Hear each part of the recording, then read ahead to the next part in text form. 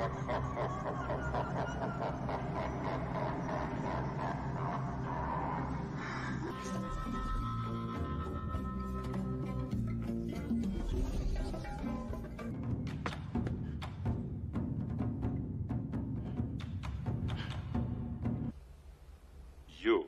are not you. You're me. No shit.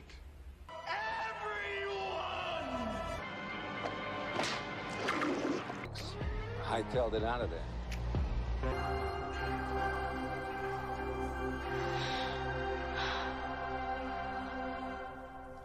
Are you crazy? Don't go between them! Go between them! Are you crazy?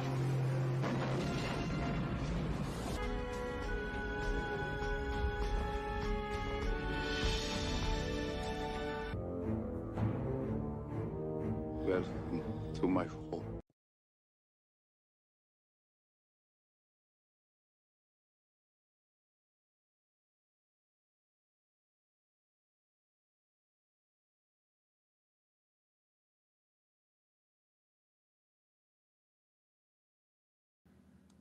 One second.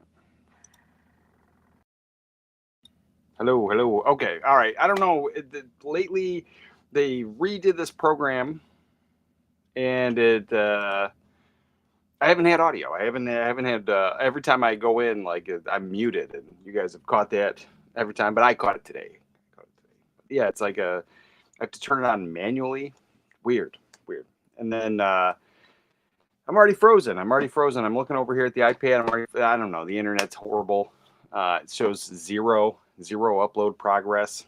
I don't know. We're gonna try to have a good stream today. So earlier in the week, last week, I had I was trying to get a hold of a couple different creators to record something and do kind of a collaboration, so I can have a few videos for while I'm on vacation and just kind of give you guys something a little different, and doing like more like a hangout interview kind of thing. And I know other creators have done that, but I usually stay away from that. And the reason has been because, like, in the past, when I first started doing YouTube and live streams and all that stuff, let's see,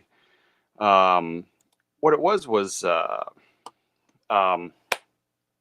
I was hanging out with different, and a lot of it was comic book creators because they were up in the middle of the night.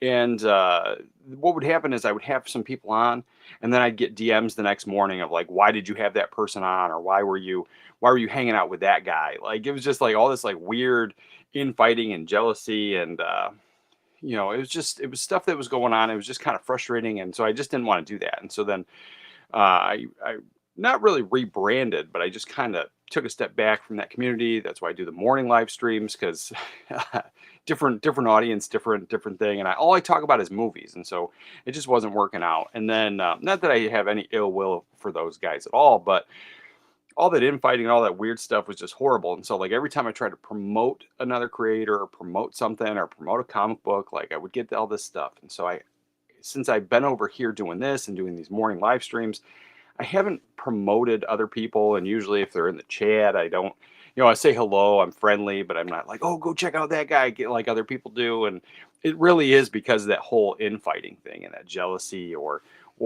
just audience members, just you guys, like, we're like, "I don't like that guy, blah, blah, blah."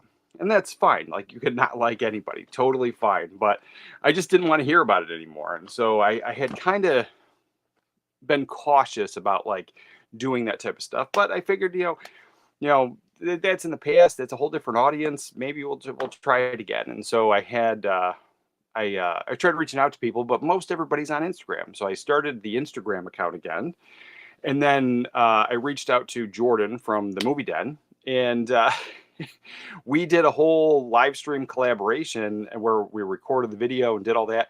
By the end of the video, because I use Instagram to reach out to them, by the end of the video, I had gotten the message: "Your this account is probably linked to a banned, suspended account, and so this is suspended." And then I had to like record my video and like move my head around, and then they wanted me to send my phone number, which they had me do that to do the appeal on the other one.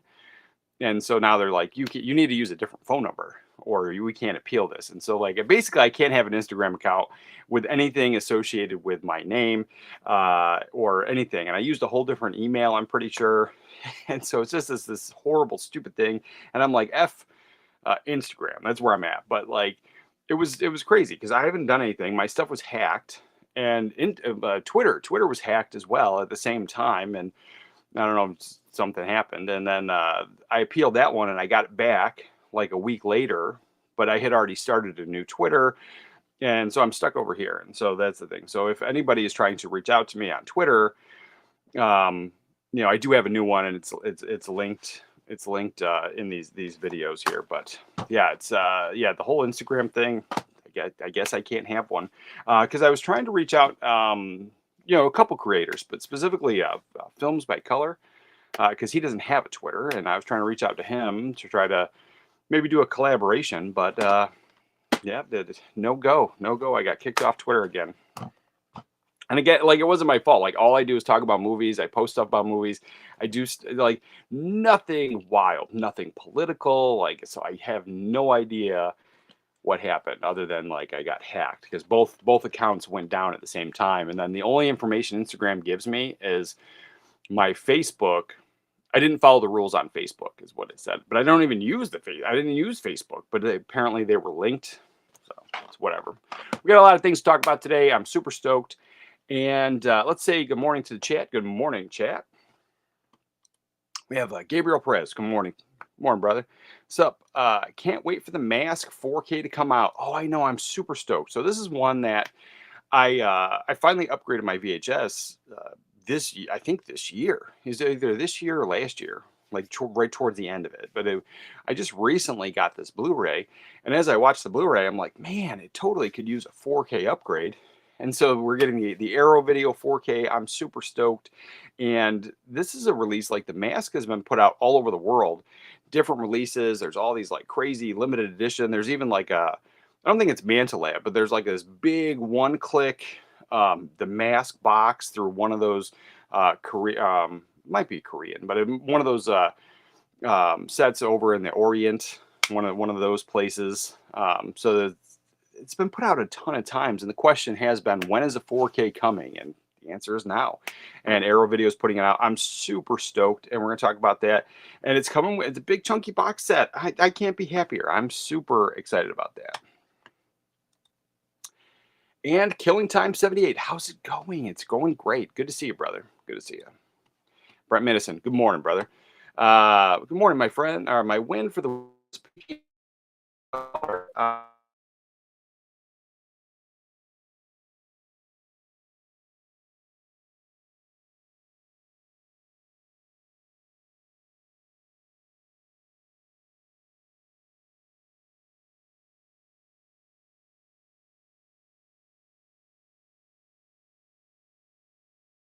and super stoked about it.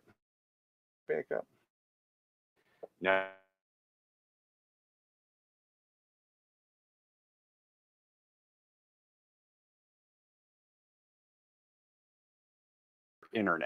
better internet. And then like the hope is when we get to Colorado that we'll be able to get fiber optic internet, and this won't be an issue anymore. But it is killing me. It's a frustrating thing, but it's almost over. We'll be moving right at the end of October, beginning of November. So very, very soon we'll be moving. And hopefully that internet is fixed. But then, so the things we're talking about. So yeah, I just picked up this Blu-ray not too long ago, and it was still an enjoyable watch. But watching it on the OLED downstairs, I was like, a 4K would be nice. So I'm glad for the upgrade. And this was just like the simple package and nothing special. I think it came with the Echo case, and I hadn't even had a chance to replace the case yet. I've only watched it a couple times, but yeah, that's something that really looking forward to. But then I've got some Hamilton book stuff, and if you don't know about Hamilton book, and I'll do the whole unboxing video because I placed a fairly big order. $5-6 movies, $7 4Ks, $6 4Ks. Like there's tons of stuff over there, and they always do $4 shipping. I think it's an underrated place to go. Like, people order from there, people talk about it, but it's just like it's not the general go-to because they have older stuff. They get a lot of, but it's also great prices. They have new stuff as well. What was it? I almost picked up the Mexico trilogy because I have Desperado, the 4K that was put out by Arrow, but I almost picked up the Mexico trilogy, but it was only the Blu-ray, and then it was like I think 50 or $60, and so it was like right around the price of the 4K that you can get for Arrow right now on the Arrow sale. So I'm gonna go over to Barnes and get that one.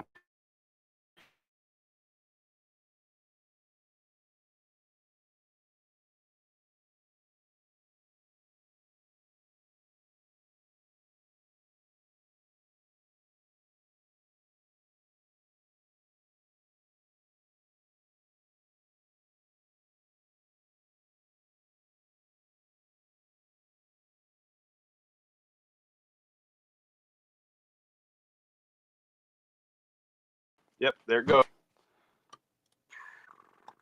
Yeah, yeah. I think it went out. It says stuck. Go over here. I have no clue because there's nothing going on. There's nobody's using internet. All the rest of the computers in the house are off. So the only thing that I'm using internet is right here, and the iPad. And then with all that, like it being super crappy, it we pay for the bigger package. Like so you're supposed to be able to stream a whole bunch of things and play video games and do all that stuff.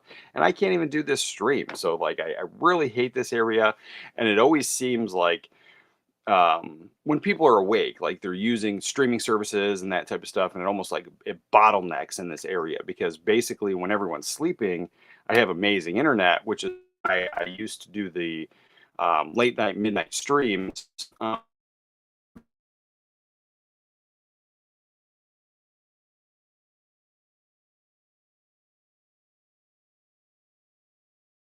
Good. It's just these morning streams, they really are rough.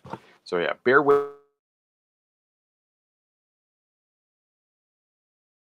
Let's see. There you go. And Video Pro. Good morning, brother. Good morning. I don't know if you're gonna be able to see this because I am super frozen over on the iPad. And Lou, good morning, brother. Good morning. The Vinyl Planet. Wow, the man.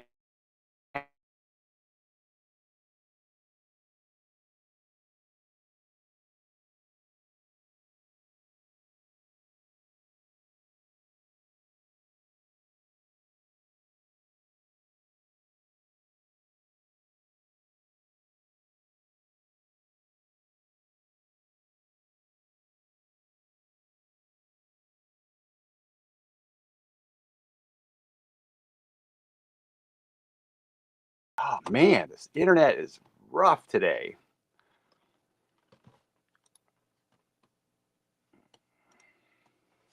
All right, T. Humphrey. Are there any good places to find some 4K movies that are cheap? I saw that some at Walmart. Do they have TV shows or 4Ks on 4K, or is just Blu-ray or Steelbooks? A great place to go is Hamilton Book, hamiltonbook.com, and they've got $5, $6 Blu-rays and 4Ks, and it is a great place to go. But it's just whatever TV show been put out on 4K, and they do have a lot of the older stuff as well. So you can get some newer stuff, you can get some older stuff, but great prices, great shipping, and like I said, I just put a huge order in. I got the League season 1 through 4 on Blu-ray. I think they were like $5 or $6 each season, so for me, that's a great deal. But yeah, Hamilton Book is a great place to get some really inexpensive Blu-rays and 4Ks.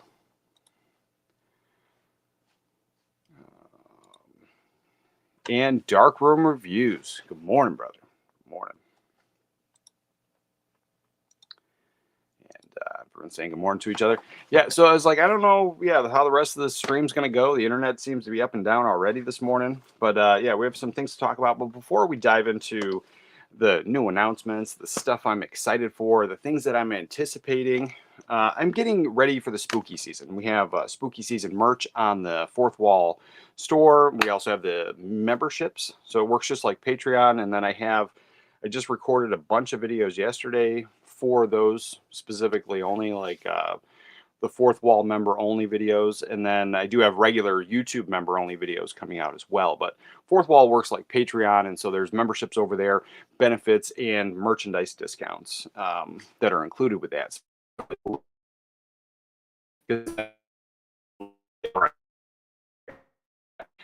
This,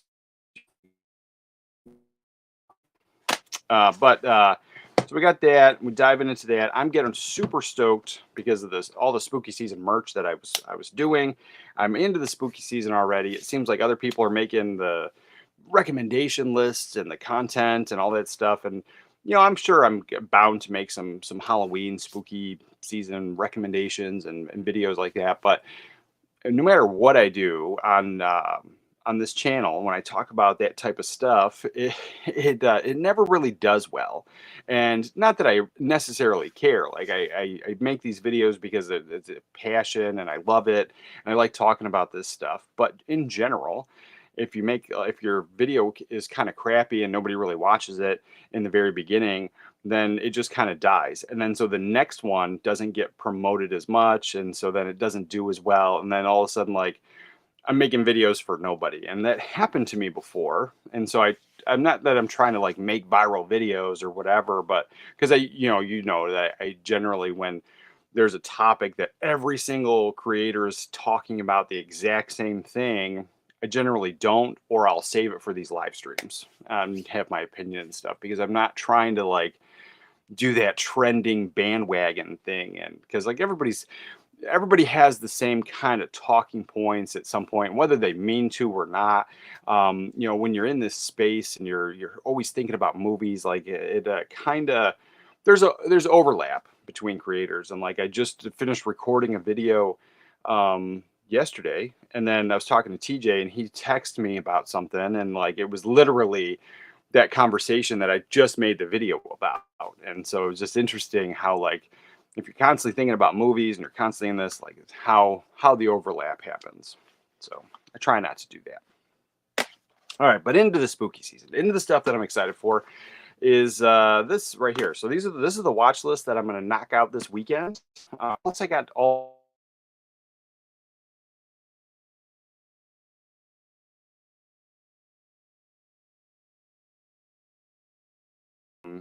for 34, 3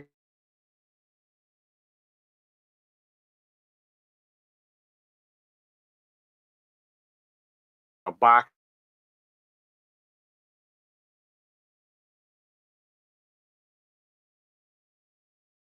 This and the little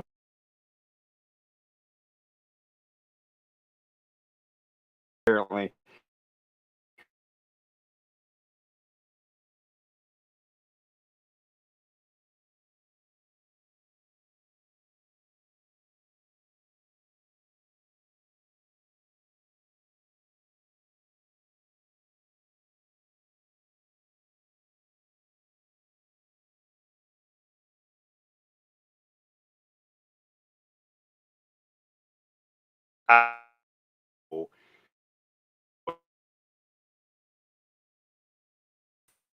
frustrated dropping. Yes. Internet acting up. Yeah.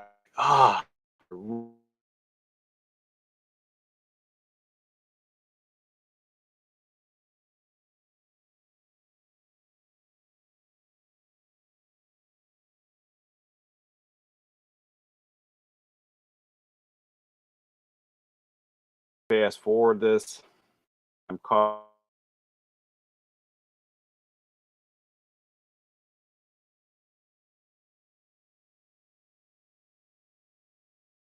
Just record ahead.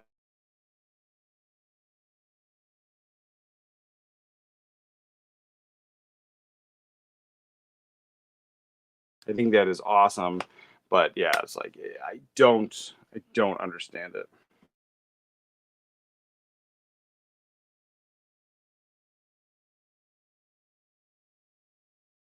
Get it.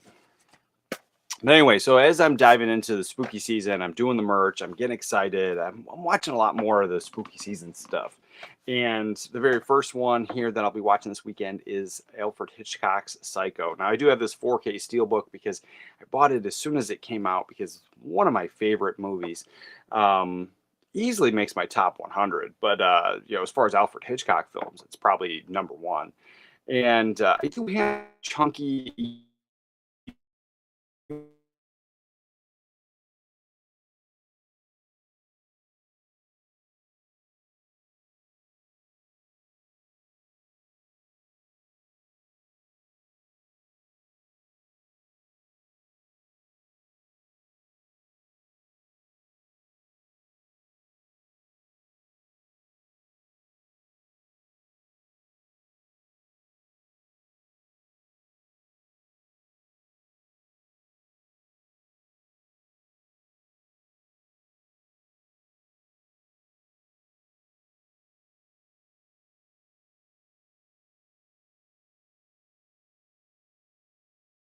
Oh God, man, I was like, I am like, I don't know. I might just end them and just to like, this is everything with the internet.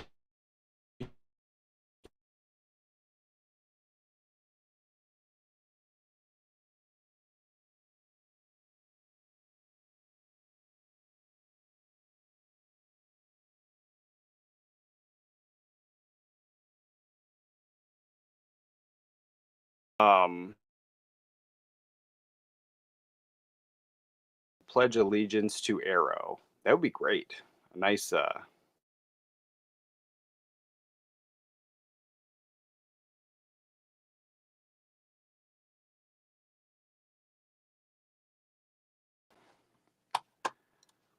I'm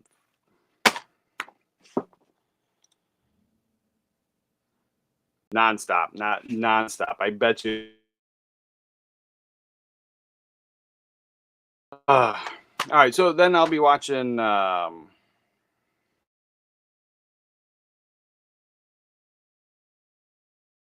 Thank you for sticking around. Thanks for hanging out. But I was like, it's also like as it freezes, I see like, people are leaving, and so it's also then also disappointing that I'm talking to less people, and then eventually I'm like talking to nobody, and it's like, it's one of the things. But thank you, I appreciate it. Thank you for you remind like sometimes I just need to take a step back. Yeah, so the next thing I'll be watching is The Boogans. So this is a 80s, probably a little bit of a cult classic, very underrated horror film. And it's tame, like in comparison. I don't know if this was rated R back then, but like I don't feel that it should have been rated R. Like I don't remember if there's any nudity in the film, and I don't think there was. And then like the monsters, the kills, like all that stuff seems extremely tailored.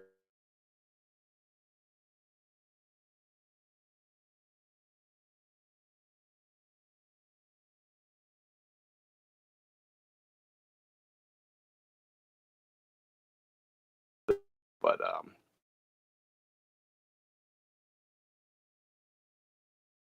need to get into horror, and just starting to.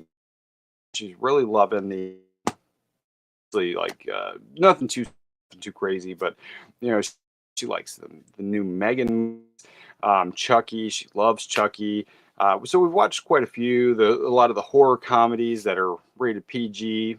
But then stuff like this, like we're gonna be watching this today, but I'm pretty sure, even though it's rated R, I'm pretty sure it's okay for the 8-year-old. But if not, we're in for a treat. And then I'll be watching Odd Thomas. So this is another one that I think is very underrated, and it's based on a Dean Koontz novel. I don't know if this was actually a series, but it's a fun movie. There was never a sequel to it. We have Anton Yelchin, and Willem Dafoe is also in this movie. And he can see dead people, like something happened, and he can see dead people. He can see the ghosts or whatever. But then he also sees demons, and so there's this plot. The demons are trying to, you know, do some stuff, open up gate to hell, kind of thing, and he's got to stop it. But I overall really enjoyed this movie, and I think it's very underrated and also very sad. Like the whole, I don't usually get the whole like when celebrities pass kind of thing, and everyone's like, "Oh my god," and they're sad for the moment. Um, and I get it. Like everyone deals with things differently, and everybody does that. But like Anton Yelchin is one of the ones where I'm like, man, it kind of sucks that he's gone, and he passed very young. And I thought he was a great up and coming actor, and this movie and Burying the X, two of my favorite underrated horror movies, and they're not like slashers, and so they're just like horror comedies, or it has that dark comedy kind of vibe. And so Odd Thomas is one that I really enjoy. And then this is one I feel that as I talk about, like most people don't like this movie or franchise, but it got a whole franchise, so it got a bunch of movies. It constantly gets reboots or remakes, and I hate all of those. Like those are not any good.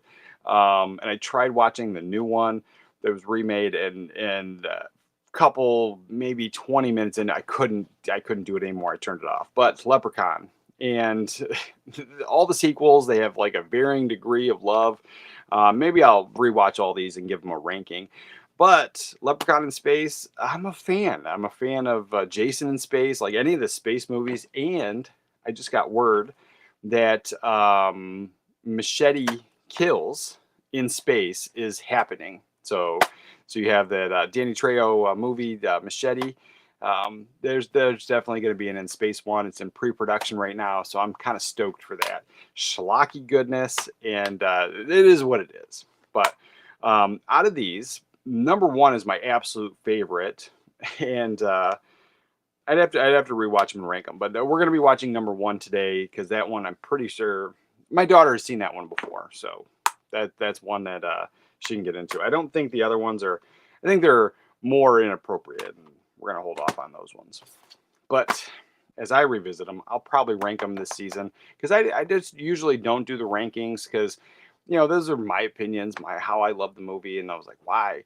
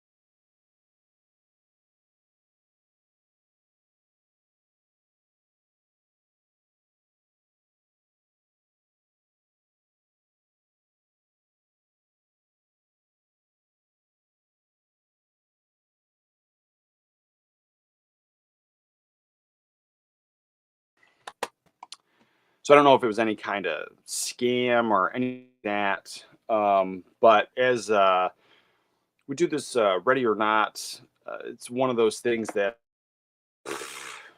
I like film. Can't wait for one. I'll watch anything. And a lot of stuff now, and so like we don't do the services like time. And right now we have trying to watch the Dexter show. I'm super excited about. Yeah, this uh solid all comes to because like doing the streaming and like she's went on Hulu that's getting guys. You do have um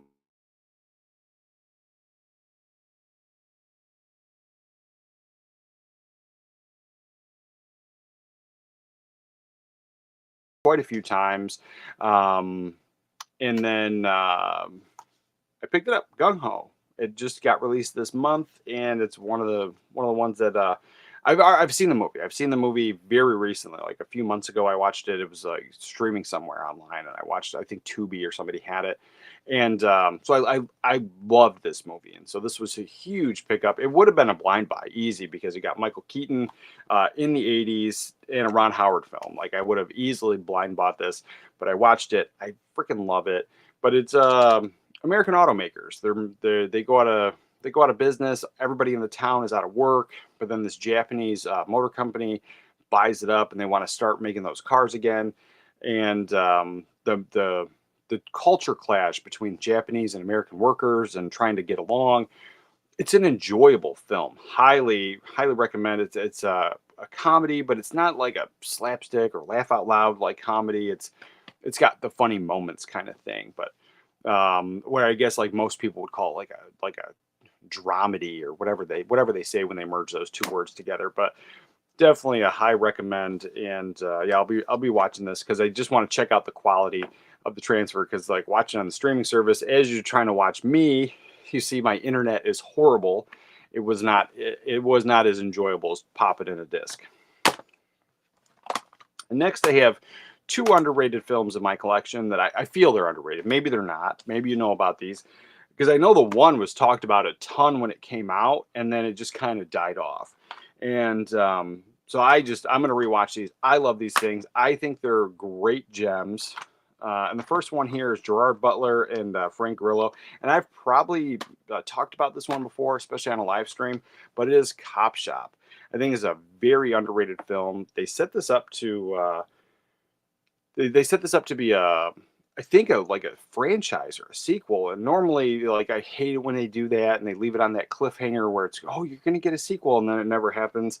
I feel that they kind of did that with this one, but I love the movie. I think it's fantastic. And if you haven't seen it, you have there's a guy that they're trying to kill. All these hitmen, and they're crazy hitmen. They're trying to kill. The guy's in jail, so they got to get into the jail to then take this guy out. And so they got to take out the cops and do that whole thing. And it's a little bit over the top. It's got some dark humor in there, and this one for me, high recommend. And then this one here, The Man Who Killed Hitler and Then Bigfoot. So you got Sam Elliott and Aidan Turner. I think this one here is just absolutely top notch, and I'll be watching that this weekend, giving it that revisit. Not that it has like the horror vibes, but Bigfoot, it's a monster, and like it kind of, I feel that this is more of a fall, kind of that autumn, has autumn vibes, I feel. So I'll be rewatching that. And that's my watch list. I don't know what you guys are going to be watching this weekend. I always like that. Let me know what you're going to be watching. And maybe I'll get something out of it. But then I'm drinking out of my mug, the Saturday afternoon tumbler today. And these are also on the site. But we have the Dracula, because I didn't have the I don't have my new spooky season Halloween mug yet. So we're going to be drinking out of this. And I got some coffee this morning.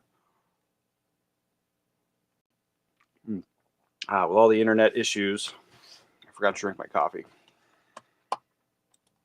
Ready or Not is a fun movie. Yeah, I love Ready or Not. I think it's absolutely fantastic. And yeah, the fact that they're getting a sequel, I'm super stoked. I'm not the biggest fan of like all the sequels. Like there's that conversation, like there's sequels in general, they're never as good as the first. But then there's, a small handful of movies that are either superior or could stand on their own as far as a sequel to the first one. But I am looking forward to this one, even though it's a modern film, and for whatever reason, I freaking love it. I don't know if it's the cast, the story. I don't know. I love that movie. I saw The Mask in theater is an indelible memory for me. I remember Cameron Diaz. Yes. I saw The Mask in theaters as well. It was one of the times, like, my parents, we went to the theater, and it was just weird because we went to the theater, and I thought we were going there as a family and like to pick out a movie, and I never really liked that at that time in my life, because like we always picked a movie that my mom wanted to watch, and it was just weird. Like we saw Titanic in theater as a family, and 6 Days, 7 Nights as a family, and it was like weird because it was like those seemed like date night movies for my parents, and I'm like, whatever. But so we went, and then my parents dropped my brother and sister off at a theater, and then they dropped me, and they told me to pick out whatever movie I wanted, and meet them when the movie was over in the lobby. So I don't know what they did or whatever, but it was just one of those weird things. And so yeah, I saw The Mask in theater all by myself, and I thought it was fantastic, and I've always loved that movie. But I had it on VHS for the longest time, and I finally upgraded the Blu-ray, and now we're getting the 4K, and I'm super stoked. And Cameron Diaz, in her prime, absolutely top notch. And I got my Saturday morning cup a few days ago. Thanks.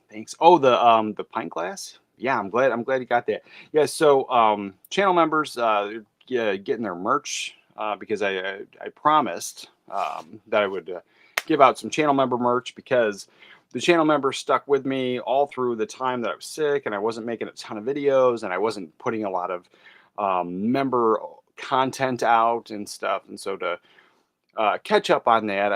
I'm doing giveaways, and so it costs money. I spent a bunch of money on the giveaways and stuff. So as we're doing that, we're rolling that out. I'm glad you guys are starting to get your stuff. And I still got to get through everybody. I got to get TJ something, and I pretty much just took care of the fourth wall members right now, and we'll be working on the other members the rest of this month and next month and all that. But glad you got your pint glass. And then let's see, what do we got? Okay, now that we have that, and it seems like we have some solid internet. Let's roll into why we're here today. So the very first few things. Let's go to Twitter. Let's see if I share the screen. If I'm going to disappear.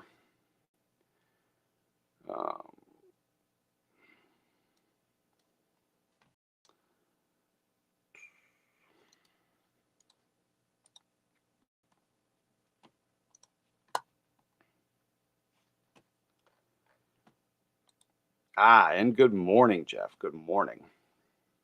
Okay. All right, let's see. And then take that down, move this over here.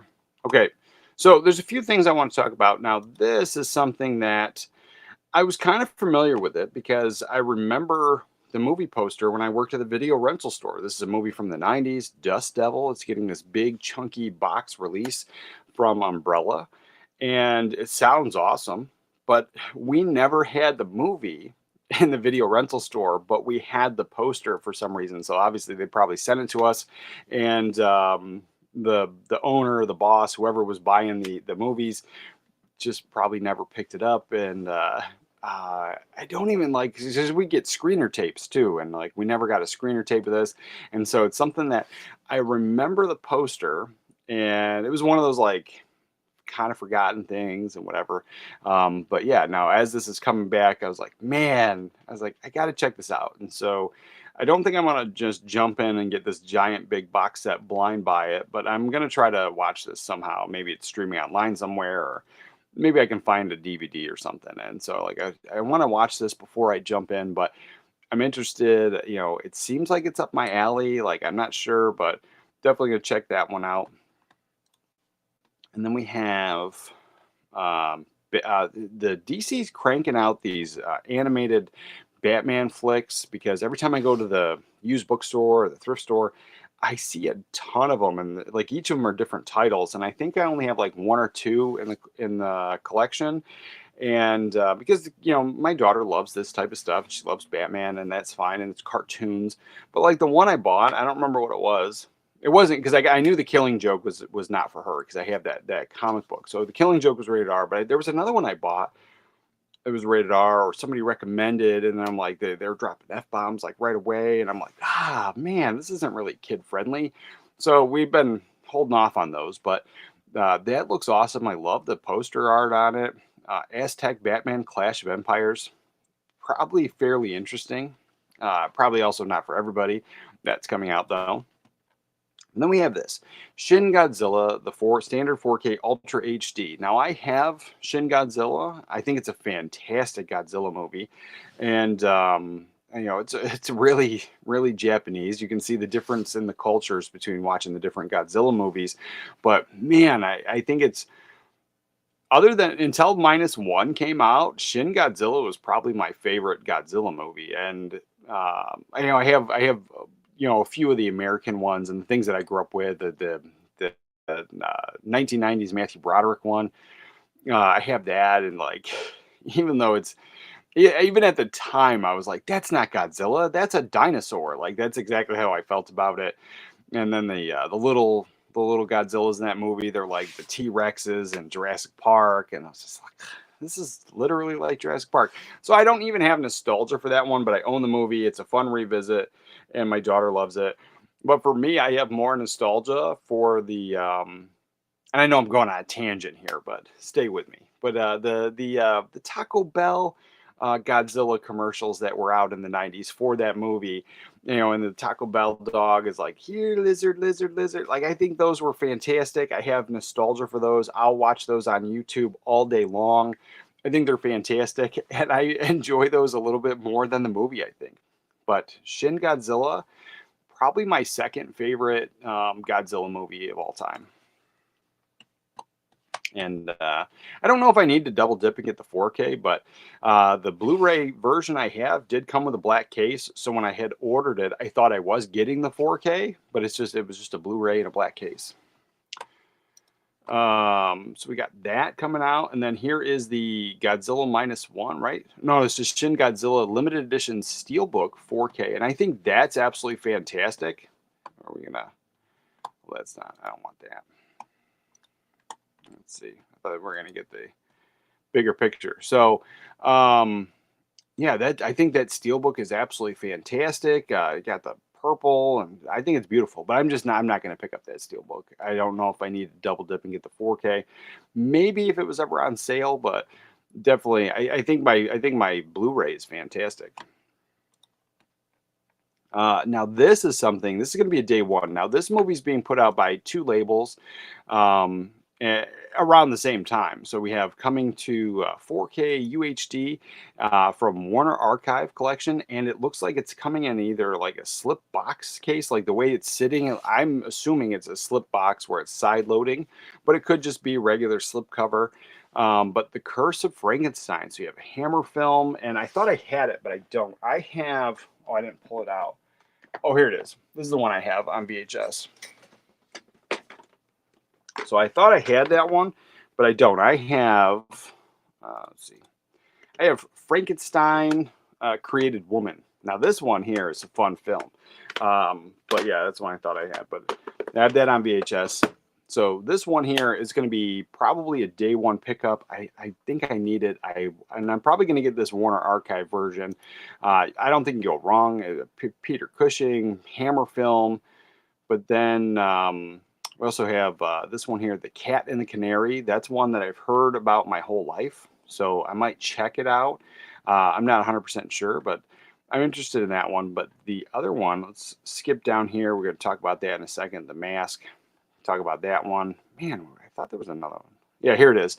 So this one here is coming from the UK, from Hammer Film specifically. And so it's this big giant box set that's coming with all the extra stuff, the Curse of Frankenstein. So you're getting two different versions, two different options, an American version and a UK version. I love the big chunky box sets. I love this stuff. Like I think it's cool. The Hammer films. But I think I'm gonna be good with my Warner Archive. I love Warner Archive. I have quite a few hidden gems in that collection, and so I think I'm gonna be grabbing that 4K. And I don't know how many 4Ks that Warner Archive has done, but I don't think I have any. I think they're all Blu-rays, and so I'll be looking forward to diving into that one.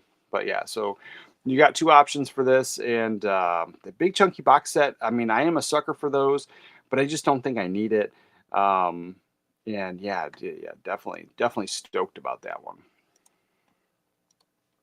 All right, so now the rest of the stuff. Now this one here is coming to 4K in UHD in October 20th from the UK.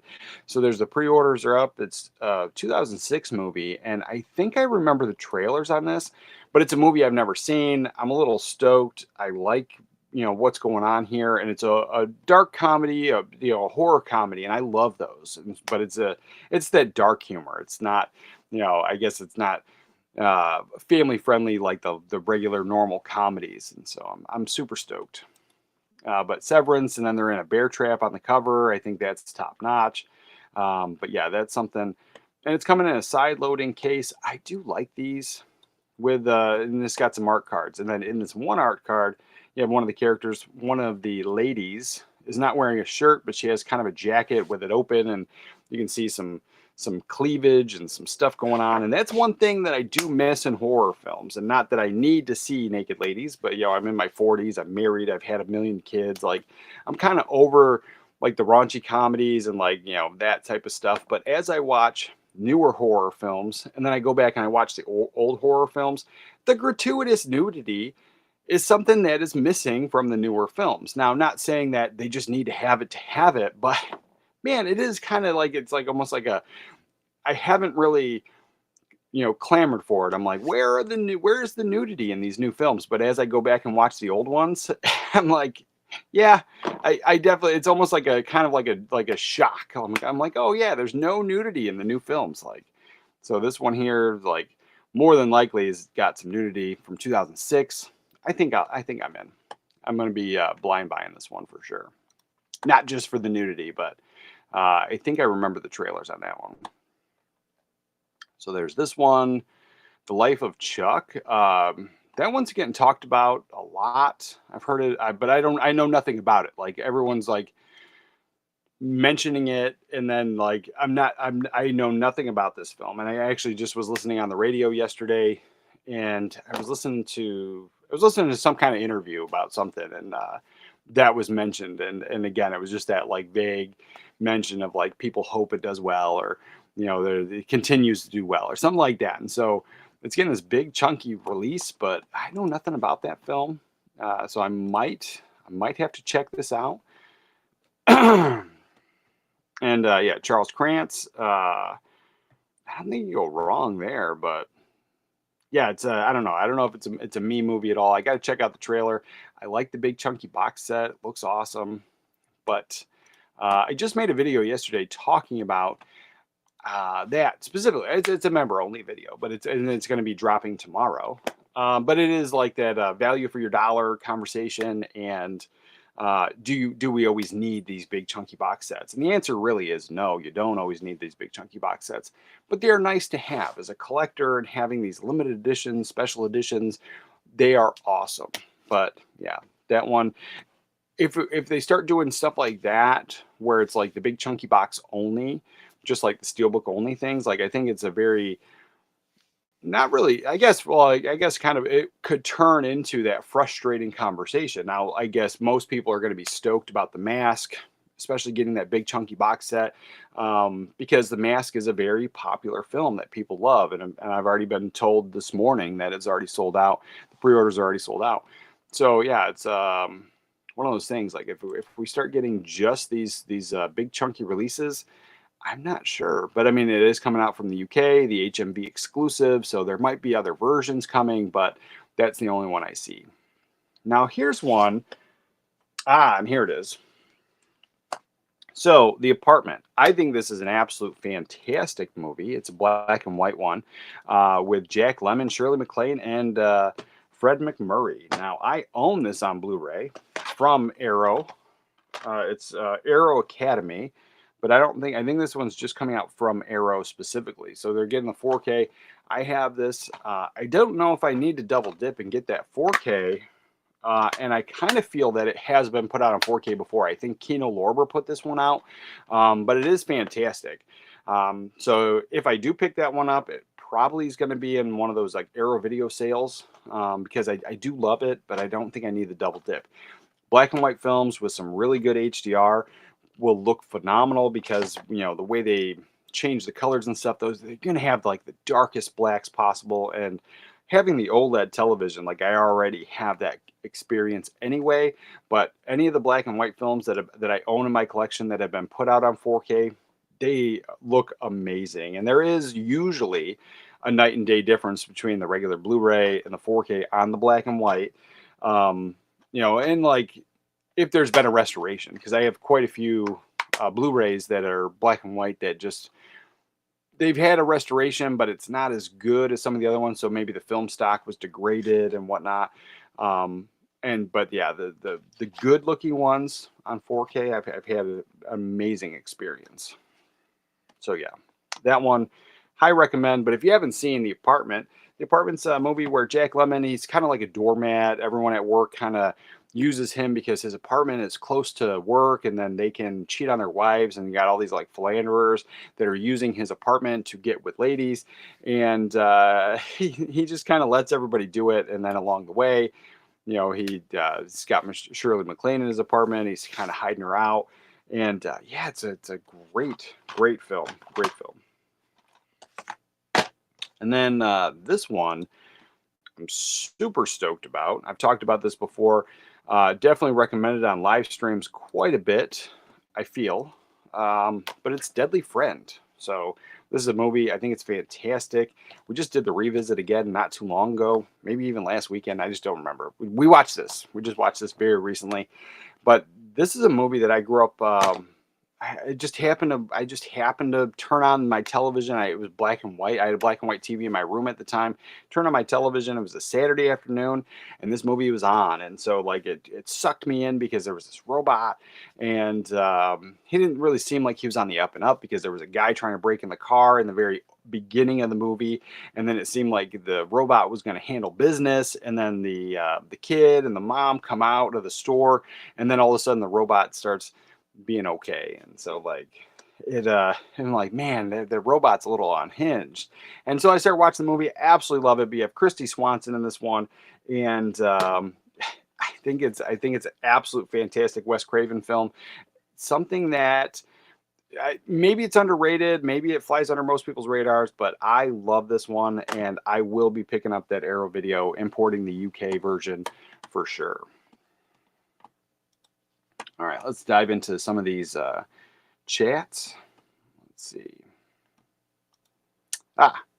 Spartan BPA. I have started to get far more selective with chunky box editions. Yeah, me too. And that was pretty much the conversation in the my member only video that's posting tomorrow. It was kind of in that same vein of like, I love chunky box sets. I'm a sucker for them. I get a lot of the imprint stuff. Like there's a ton of those big chunky box sets behind me. There's tons of them on the shelf. But, the value for the dollar was the conversation. It was, I want to get this one version, and I was going to import it. But then I was like, man, I can spend all that money, get a ton of stuff from Hamilton Book, or I can get it from one of these other companies that are having a sale. Like I put a lot of my budget into the Hamilton Book order and this Groove.com order, and then all the stuff that I've picked up this month so far, just the regular standard editions, things I've ordered on Amazon. The more inexpensive stuff. I stopped at the thrift store a couple times, and so like I'm at my budget, so I'm not picking up anything from Arrow Video and anything. And so like I know that sale's still going on until the middle of September. So after my camping trip, I might make a trip to Arrow Video for next month, but or Barnes and Noble to pick up some of the Arrow Video sale stuff. But other than that, like yeah, I was like it was that do I need all these chunky box sets, the amount of money that I'm spending? And it wasn't about quantity, because I also love quality. Like, and I think those big chunky box sets, I think that's the quality aspect of the collecting. But then like there are certain movies that I have the bigger chunky box set or a special limited edition release. And depending on the company or whatever, I'm like, yeah, I could have done with just a simple standard edition. And so yeah, I've been more selective, but it's very recent, like very recent. And I mean, I was never buying all of them anyway, but I'm kind of a sucker. And so like, if Deadly Friend had a standard version and a big chunky box set, I would probably grab the big chunky box set.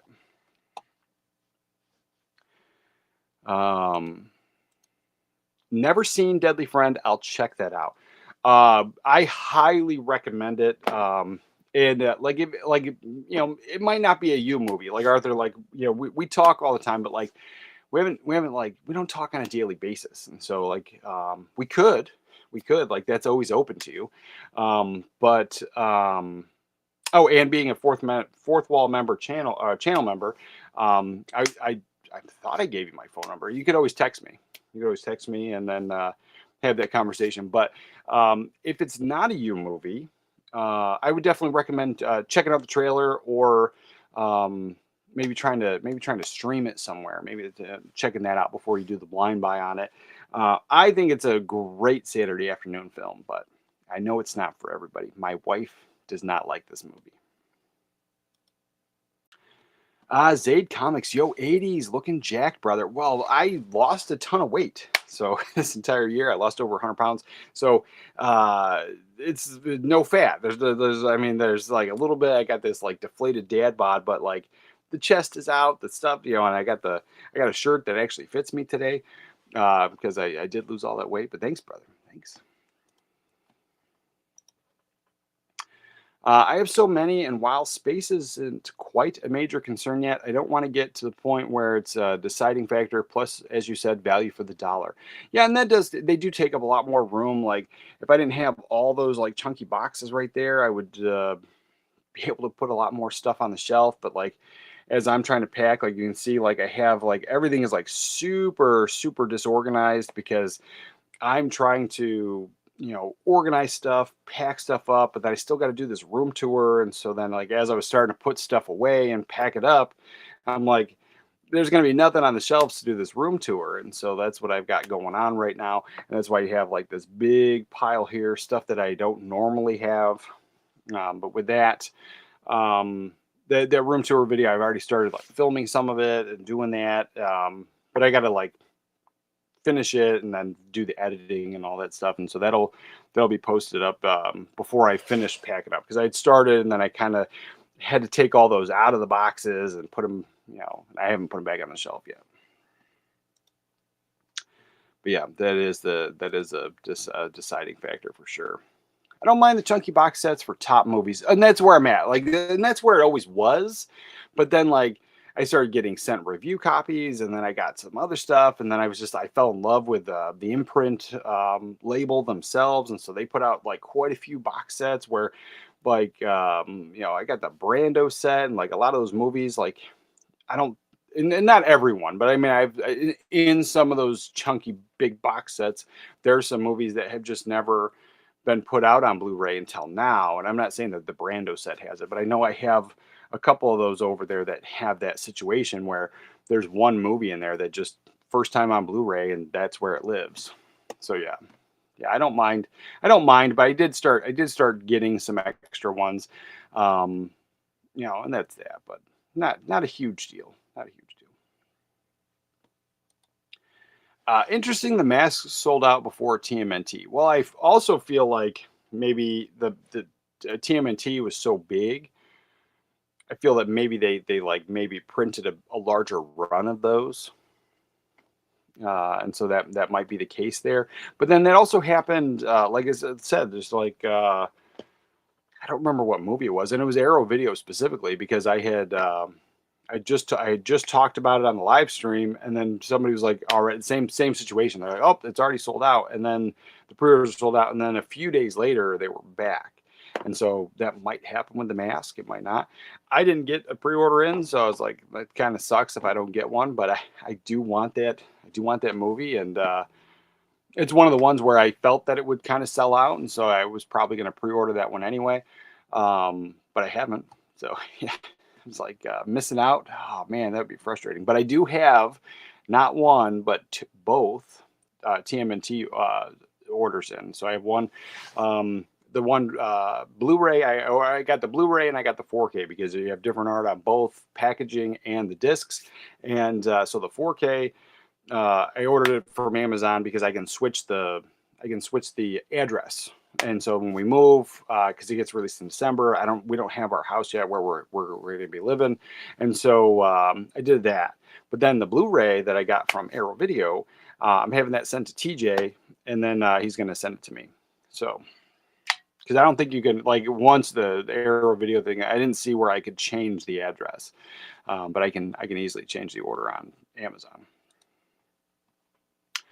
I thought I had just a little more time for the mask. I didn't know because the one video that popped up that I noticed yesterday, I didn't watch it, but the one video I popped up was it said leaked. information or leaked, stuff. So I just assumed that they didn't do the official announcement yet and that the pre-orders weren't up. So that's what I assumed because it's that leaked information. And so I was like, maybe that's what's, yeah. So I guess I missed out, but you know, maybe they'll come back in, or maybe I just have my Blu-ray for a while until another company puts it out. Because that's also the thing about collecting, and I say this all the time, is it's not a marathon. It's not a race. It's a marathon, and so patience is key. There's so many labels put out so much stuff all the time, and it's hard to keep up sometimes. Like the Kill Bills, like everyone was super stoked about Kill Bills being put out on 4K, and I didn't get them. I only picked up Jackie Brown because I absolutely love that movie. And I think it's probably my all-time favorite Tarantino film. Easily in the top 5 if it's not my number one. But I'm pretty sure it's like my number one Tarantino film. And I like the Kill Bills. I think they're good, but I also thought those Blu-rays were good or good enough and enjoyed them. And I didn't need them. And then Arrow Video, or not Arrow, but Imprint did a kind of like a sneak announcement that they're going to be putting it out. And so I'm a huge Imprint fanboy, and so I'll be buying those ones. And whenever they come out. So I'm looking forward to those. And it is the patience is key. So if you miss out on this Arrow Video release, more than likely another company is going to put it out, but not always, because you have like multiple years, between some of this stuff. Because like I missed that Arrow Video.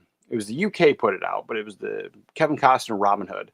They put out the chunky box set of the out in the UK. I missed that completely, and then when I have seen it on eBay, it's like in the $100 price range, and I'm like, I just kind of don't feel it's a $100 movie, and I don't feel most movies are $100, but I have definitely splurged and spent some crazy money on some releases, but that one I just didn't feel. And then Fnac put out the 4K. I'm pretty sure it's the same transfer, and I picked that up, and so I have the 4K. It's an enjoyable 4K. It's a nice watch, a nice revisit, and so I have that. But I kind of still wish I had the Arrow Video chunky box set. So I get it.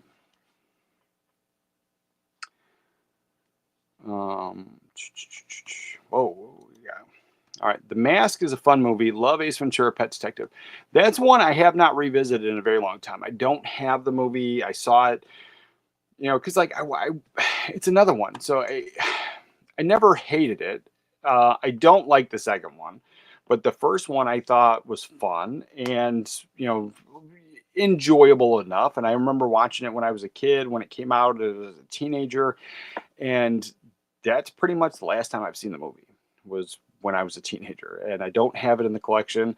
And then, not that I wouldn't, like, I mean, I would like to add it. I probably put it in my wish list soon and probably pick it up. But it's just one of those things. Like, I never think to watch it. I never think to revisit it. I never really like Dumb and Dumber. I don't love Dumb and Dumber, but there's scenes from Dumb and Dumber that I think are absolutely fantastic. But I don't even have that movie. So The Mask, I love. I've had it in my collection, and I've loved that movie. I saw it in theaters, but yeah. Ace Ventura, I think, is pretty good. I'll probably pick that up soon because like I said, it is one of those things. It's been a long time since I did the revisit. Patience netted me the 2 newer Jason 4Ks for free with credits. Patience is a collector's best friend. Yeah, and that's the thing is, I mean, there's definitely some FOMO stuff, and there's things that I pulled the trigger on just out of FOMO, and like recently it was these the 4Ks.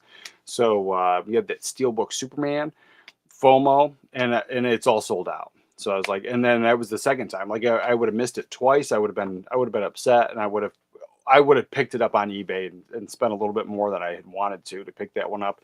The Nightmare on Elm Street 4Ks, like the FOMO on that, I was like, I'm probably going to miss out if I don't get it. So FOMO is a thing, but also patience is key. So you don't need everything. You're not going to be able to watch everything, but it is always good to stock up during these sales, that type of thing. And then you got plenty of stuff to watch already. Matt says, and I never forgot, it was New Line who brought us the Lord of the Rings trilogy. Wish they would redo that 4K and remove all the filtering and grain removal. That would be nice. Would be nice. I skipped out on those 4Ks. We have the Blu-ray. I have the big down there. I have some big giant special edition collector edition that I bought years ago for my wife, and then it's just it's a beautiful piece in the collection. It's just so big. It sits on the very bottom shelf. But yeah, the 4Ks, we skipped out on those. We didn't pick those up. I thought I read somewhere Dances with Wolves 4K was to be released next year, holding off on buying the Blu-ray. Dances with Wolves? I like that movie. I had the Steelbook. Did I? I don't know if I got rid of it. Hold on. So, and I had the Steelbook. It was like one of those like happy accidents. Like I found it at the thrift store or something, and had it in the collection. But as I was getting rid of a lot of the Steelbooks that I had in the collection that I just had no love for, like the actual Steelbook, I'd rather have like a standalone version. It was just one of those things. Obviously not the dances. I have only the VHS left, so I did get rid of that Blu-ray. So yeah, if they put out the 4K, yeah, that'll be a day one purchase. I like the movie. And like I said, I got rid of the Steelbook in anticipation of just eventually getting the standard version. And that was it. I don't have it close. I thought I had, because I have it pulled. I pulled it for another video, so I have like also, so those piles of movies, those were the ones that I had like started wrapping up and started packing away, and then I was like, I got to do this room tour, and so I pulled them all back out of the box.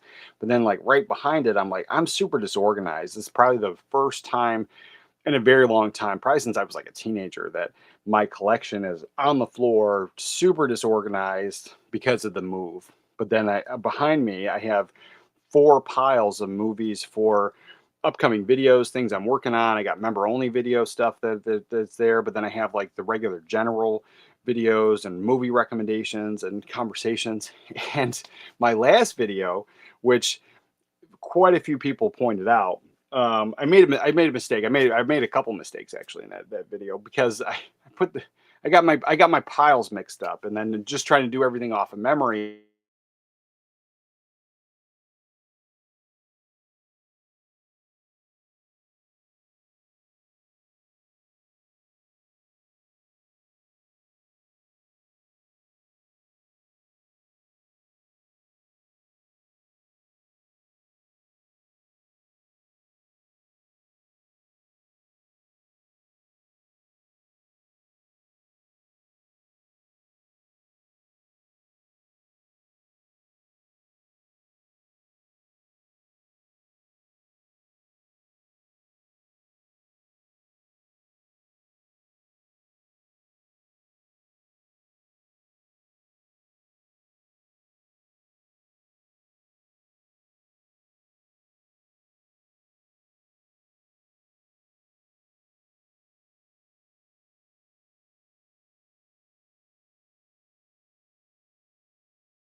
Oh man.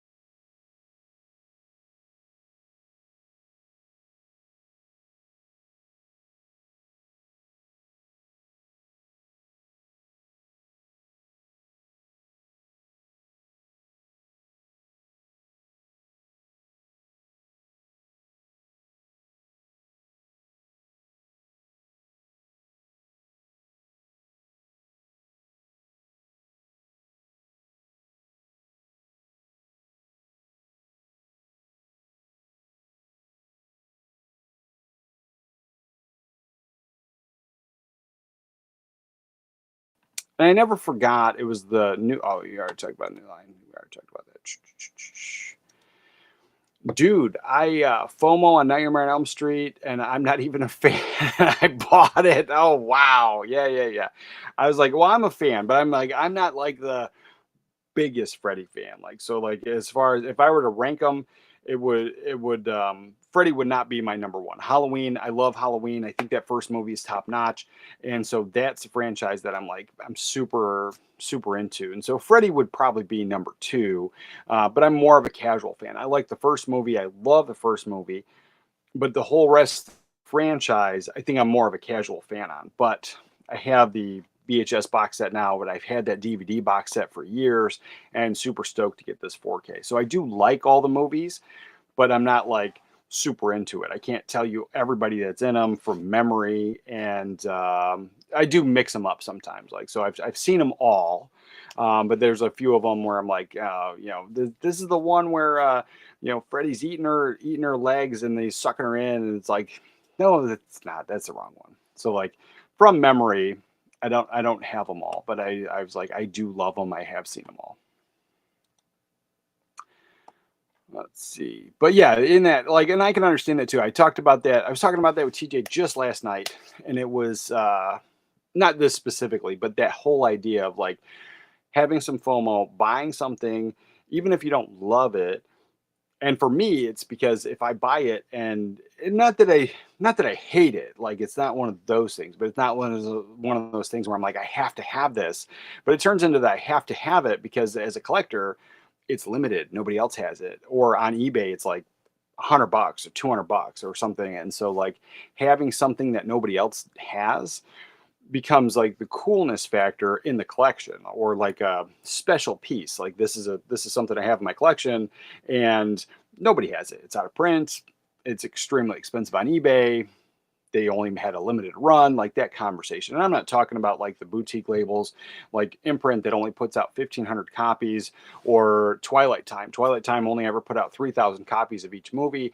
And so I have the Blue Lagoon, which on Blu-ray was only put out by, I think, Eureka in the UK, and then Twilight Time in America. And so those are the only two Blu-ray releases of Blue Lagoon. And I have nostalgia for the movie. I grew up watching it. It was on TV all the time. And so, I have that, but it's not my all-time favorite Brooke Shields movie. I don't have to have it. It's usually about $100 on eBay for the Twilight Time version. I don't know how much the Eureka version goes for, but I have it, and for me, it's more special that not many people do. They only ever put out 3,000 copies. How many got thrown away? How many got destroyed? It's one of those things. Like, even though, we're collectors and we understand, you're buying from a boutique label, things are there. But I have definitely found Twilight Time Blu-rays at the used bookstore, the thrift store, and they were not in the best condition. So there's also that. There's people that just don't take care of their stuff, which is it's a cultural thing, because anytime I order stuff from Japan used, it comes to me in mint condition. Like I have a Japanese orange GameCube, and I think that color was only released in Japan, and it came to me in mint condition. The controllers are impeccable, super clean, and it's like really old. Anytime I see that stuff at the thrift store, it's dingy and dirty. The controllers look broken. Like, there's definitely a cultural thing about that. I also ended up getting the Nightmare on Elm Street standard set for just $57. I don't dig the steelbook set personally. No, I mean it's everybody has their own thing. Everybody has their own thing. If you picked it up, you picked it up. Like, buying physical media, that to me is the best thing that anybody could do. So I was like, there's no hate that you didn't pick up the big chunky steelbook set. And like I've said before, I stopped buying steelbooks unless they come in some kind of protective box or something, or like that's where I'm at. And then like special sets like Nightmare on Elm Street, like it's going to sit on the shelf 90% of the time. But I also have, like, over there, the Batman set just above the Freddy set there. It's that steelbook. It's in that giant box, and it's got foam inserts, and they're really protected. And so as long as the steelbooks are protected, I don't mind. But a single, just regular standard edition, unless it's in my top five, probably going to pass on it. or look for a standard version. Like I got that Willow set over there. I ordered it from France because I just couldn't do the steelbook only. The Orange Spice GameCube is such a beautiful little beast. Yeah, I do have that. And like, I'm always tempted to convert it and add the Switch so you can just play the American or Japanese games and just switch it back and forth. I'm always tempted, but then I'm like, I like it the way it is. I like it the way it is. So we got that, and because then I got Wind Waker and it's in Japanese, and so I mean you can still play the game. It's just all the words are in Japanese. We got that. All right, so then back to the things that are coming out that I'm excited for. So Deadly Friend is one that for me it's a high recommend, but it is a Saturday afternoon film. It is a not schlocky goodness, but it's it just has that Saturday afternoon feel, autumn vibes. It's a fall time movie for me. So yeah, that's one I absolutely love. All right, so we got that. And then what's this? Speak No Evil. Now this is one. A few of these are coming out, I believe, but because I thought I saw Speak No Evil on somebody else. So Arrow Video is putting this out. This is a movie that I completely missed. And I mean, I might check out the trailer and make a decision on it, but right now, I mean, I don't think I need it. I don't know anything about it. That's the other one. But The Mask, this one here, I am so stoked about this film. Everything that's coming with the big chunky box set, you know, I'm into that stuff. Four of my favorites, and The Mask is easily in my top 100. If I were to do my top 25 favorite comedies, and I will, if you guys want to see something like that, I would do a top 25 favorite comedies. But it's like my personal list, and so like I think they're great. I think they're the greatest, and so I think The Mask would probably fall in there in that top 25 easily. So yeah, definitely picking up that chunky box set for sure.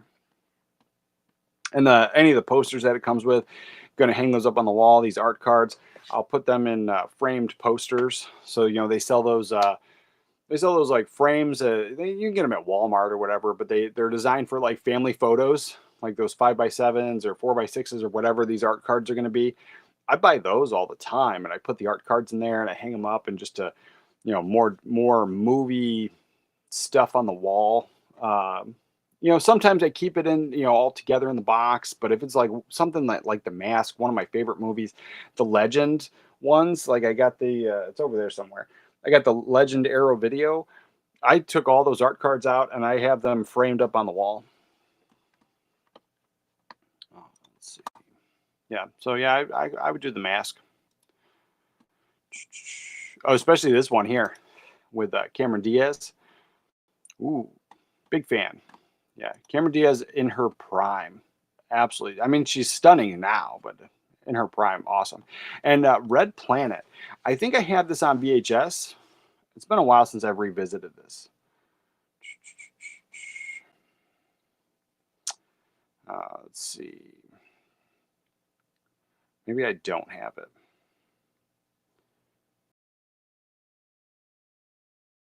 Okay, so is it one word or is it two words? No.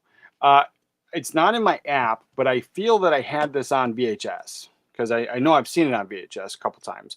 And so it might be in that closet packed away with those movies. But yeah, it's been a while since I did the revisit, so I might pick up this Arrow Video. It might not be a day one, but I might pick this up.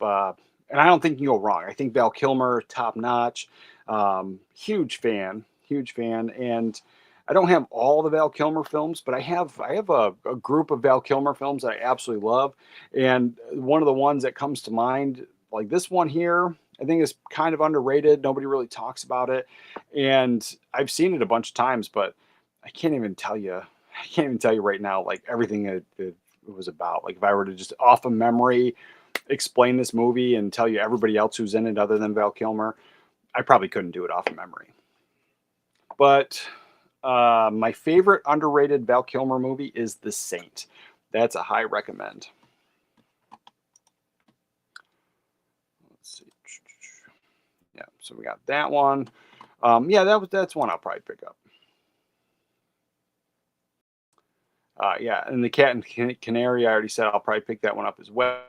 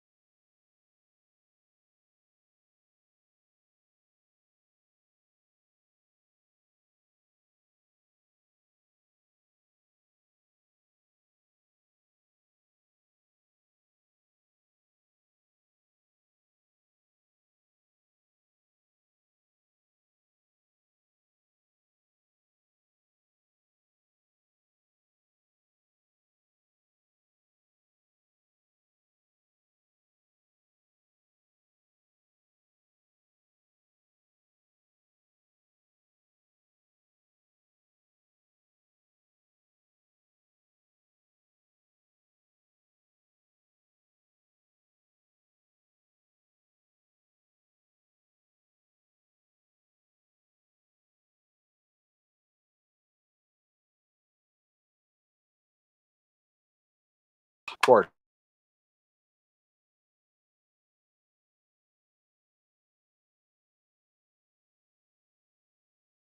Walt Disney Treasures put out these tins at I think BJ's sold them. So they put out these tins and they had the DVDs in there, but then they had these art cards, and so I've collected those when I can get them, but they're fairly expensive on eBay, and so finding them at the thrift store, it's very rare. And then to have them complete with the art cards in there as well. So I put them in frames. I think that's awesome. But then this is what I did with the legend ones. Now, there was one other art card, but it didn't fit in this frame. So like I just put them in here and I think it's absolutely top notch. And then all you need to do is get you need to get acid-free tape, and you can get that on Amazon. It's fairly cheap. You can get acid-free tape, and you put that on.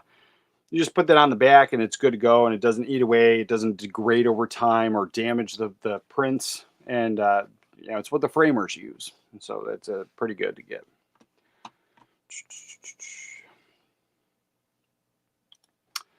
Red Planet has Val Kilmer, right? If I'm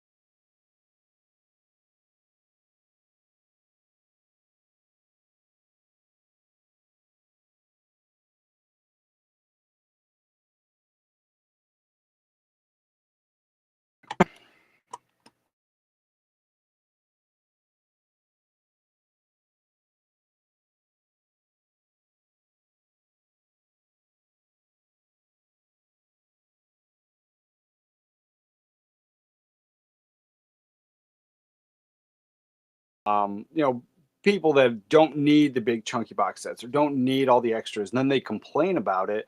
They all say that all you do is just keep all that stuff in the box, and there are plenty of people that do.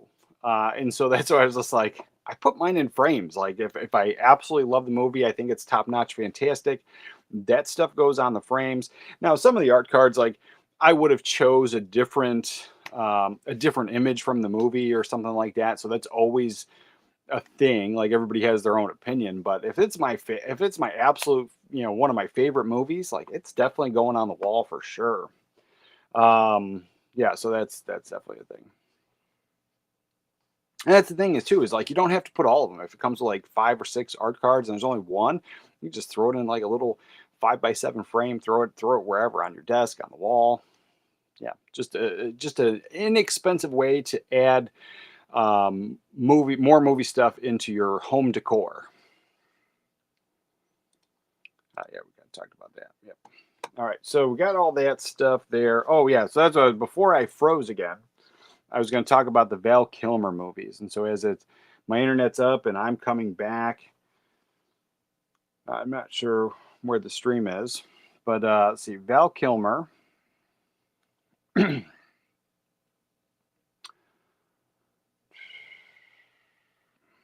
I think The Doors was a good one. Obviously, can't go wrong. Birthday Cake.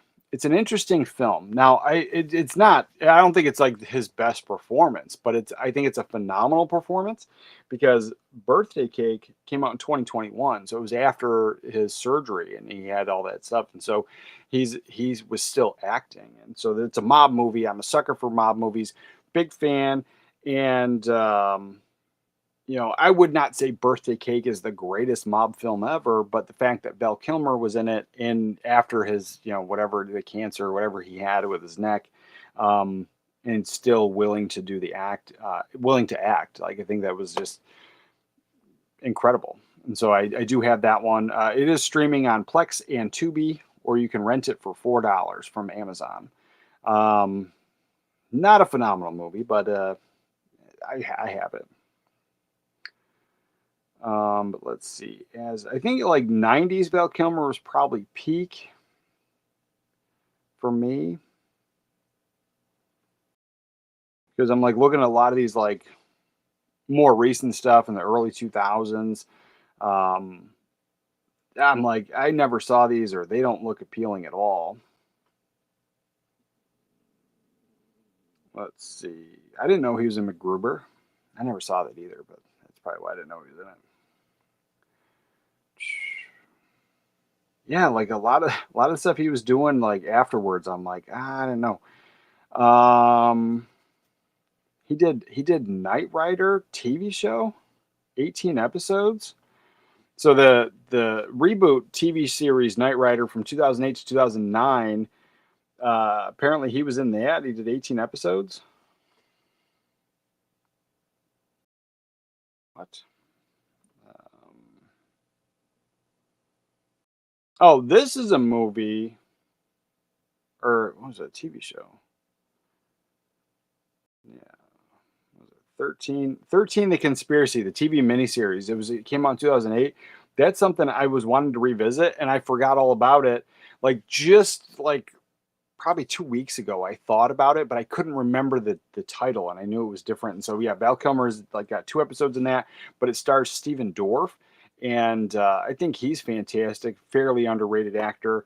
And yeah, so Val Kilmer did 2 episodes of that miniseries. That's a high recommend. I enjoyed that one.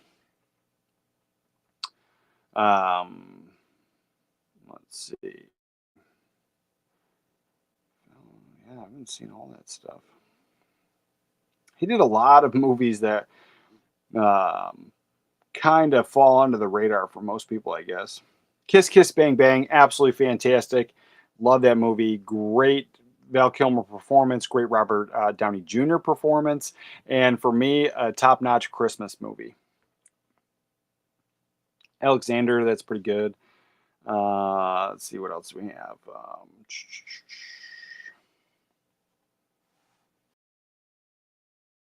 The Salton Sea. I feel I've seen that one, but I don't remember it. After the murder of his beloved wife, trumpet player Tom Van Allen seeks revenge by infiltrating underworld of thugs and drug addicts and adopting a new name. Yeah, I feel I saw that one. But in that same kind of storyline, the movie that I love that I should add to the collection soon because I'd love to revisit is A Man Apart with Vin Diesel. Similar story, like people kill his wife and then he seeks revenge. Yeah, I would definitely check that one out. So yeah, the Salton Sea. I might check that one out because I think I've seen it before. Wonderland. And he played John Holmes in that movie. So that's based on the true story. The porno star John Holmes and the murders and stuff that happened around that. So that's a wild story, and I thought that was a fantastic film. I think that only ever got a DVD. I don't know if it got a Blu-ray release. Maybe overseas or something. I don't remember seeing it. I don't have it in the collection. But before I was in the Navy, I did have it on DVD. So I did own it at one point. I don't now. But I think that's a top-notch movie. I'm a sucker for true story stuff. We got that. Red Planet. Again, we talked about that one. The Saint. Absolutely fantastic movie. The Island of Dr. Moreau, it's it's one of those things. It gets a lot of backlash and stuff, but I don't hate it. I don't hate that film at all.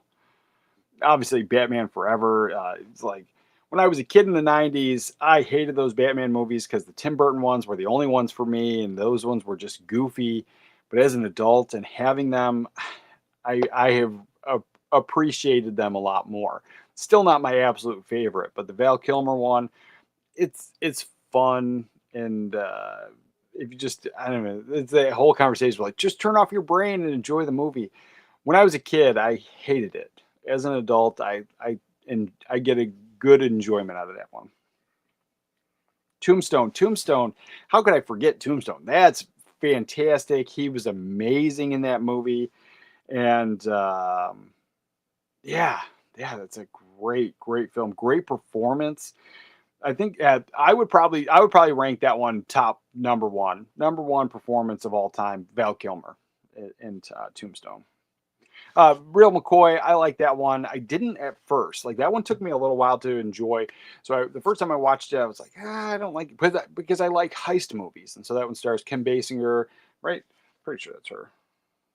Maybe I'm wrong. Yeah, Kim Basinger and Val Kilmer, and it's a heist movie, and she's a bank robber. She gets out of jail, and at the time when I watched it, I think probably I don't know when this came out, probably '90s. Yeah, '93. So I feel like I watched Hudson Hawk, which I love, and I know that's another one that a lot of people get crap for because there's like a tone shift in the movie. Like it's playing one way, and it's a comedy. It's fun, but then it gets a little slapsticky kind of out of the blue. And so like it has that tonal shift and people complain about that all the time, but I still love Hudson Hawk. I think it's fantastic. And so I watched that in the early '90s and I love it. And then I watched The Real McCoy a little bit later and I was like, I'm not into this. And it took me a few times to like revisit it and then it was put out. I don't know who put it out. Somebody put it out on Blu-ray, maybe Kino did. And I picked it up and I was like, I gave it the rewatch and I was like, you know what? I don't really like this. And then somebody recommended it again. And I love heist movies. And I was like, you know what? I'm going to actually give it a solid, like, clear my mind. Anything I think about this film, it just actually, the third watch, I enjoyed it. So like, either something bothered me or I was distracted or I wasn't really like super into the movie. And that now I don't like it doesn't make my top 25 favorite heist movies of all time, but I enjoy it enough to have it again. And so I bought it twice, sold it the one time. And so Real McCoy, I think it was because I think I didn't love Val Kilmer's performance in that movie. I think that's what it really was. Because he plays this like criminal, but he's like a crappy criminal. He's like bumbling all the time. And then Kim Basinger, she's like not really like a Mary Sue, but she's a master cat burglar and she robs banks and stuff. Or she's a master bank robber, not cat burglar. She's a master bank robber and super awesome at everything she does. And Val Kilmer was not. And so there was that comic relief. And I guess I wasn't into that. True Romance. He plays the mentor, the Elvis character, but you never see his face. And like what genius you're gonna put Val Kilmer, who was considered at one time one of the sexiest men alive. I remember him being part of that list because my mom used to get those magazines. Like it was People magazine that would put out that list. And True Romance. So True Romance, you're gonna put like somebody that was considered one of the sexiest men alive in a film and then not show his face.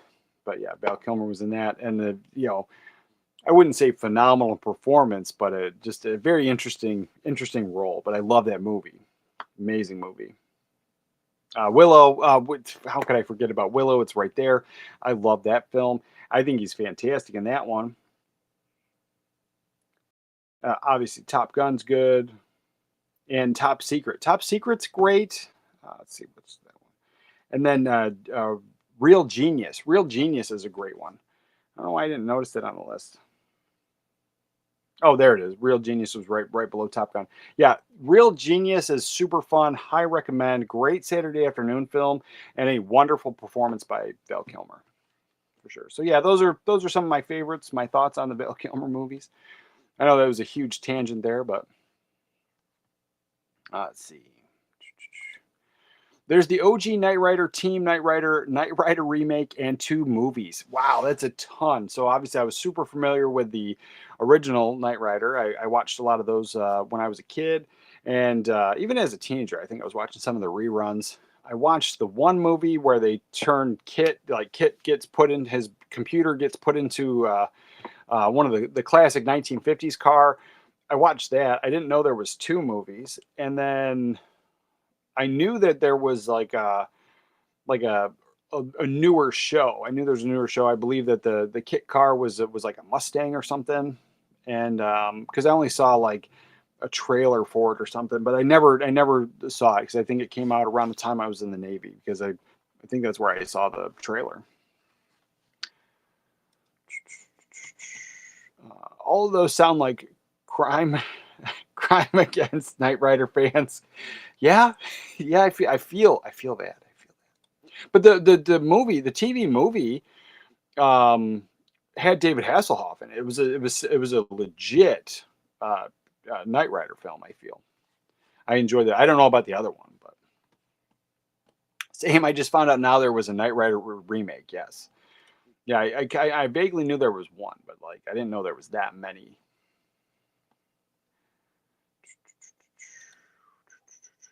I do remember when Batman was all about the Happy Meal toys. Yeah, and that's what ruined it. It was these toy sales, and I think it was corporate greed and these big corporations that putting the money into the stuff, and then seeing that whole George Lucas thing because like that has come up in conversation multiple times of like biggest regrets from like movie studios and corporations and the people making the toys is them giving Lucas the rights to that stuff and like the the merchandising made more money than the films ever did worldwide. Like so it's like it's crazy. And then that corporate greed has shaped and changed films like Ninja Turtles 2. They didn't use their weapons and they toned it down. And I mean, they used their weapons, but not against the bad guys like they did in the first one. And so then they toned it down for toy sales. Same thing. The Batman stuff, it went from the dark Tim Burton wonderful first 2 films, and I think those are absolutely top notch, to the Joel Schumacher comic booky, goofy homage to the Adam West Batman stuff. Like it's just a whole different animal to sell toys and McDonald's stuff and getting that deal. And it changed the entire films. And then for me, one of the biggest things with those Batman films, and I don't care now, but when I was a kid, I was pissed that Michael Keaton was no longer Batman. And then the next one we got was Val Kilmer. Like it's just like, or George Clooney. So you got George Clooney as one, and Val Kilmer is the other, and like it's just continuing with a whole new Batman. And I was like, I can deal with it with James Bond, but for some reason with all the other I couldn't deal with it, and I don't mind now, but back then it really really bothered me.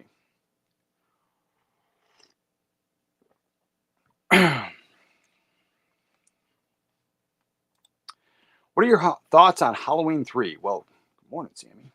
I like it. So I've always liked it. And I look at it as a different thing. So I love the Halloween franchise. I do understand the whole concept behind it where it was not, Michael Myers wasn't in it because John Carpenter wanted to do a new Halloween movie every year based around Halloween, about Halloween, scary stuff, and just different stuff. And so I appreciate it. But I saw that first when I was a kid. I saw it at a very young age. It was on TV, and I fell in love with it. And then nobody had ever told me what it was because I was a kid and it was on TV. And then years later, I'm talking like I'm probably in my 20s. I just was like, you know what? I've seen the first 2 Halloweens. I absolutely love those.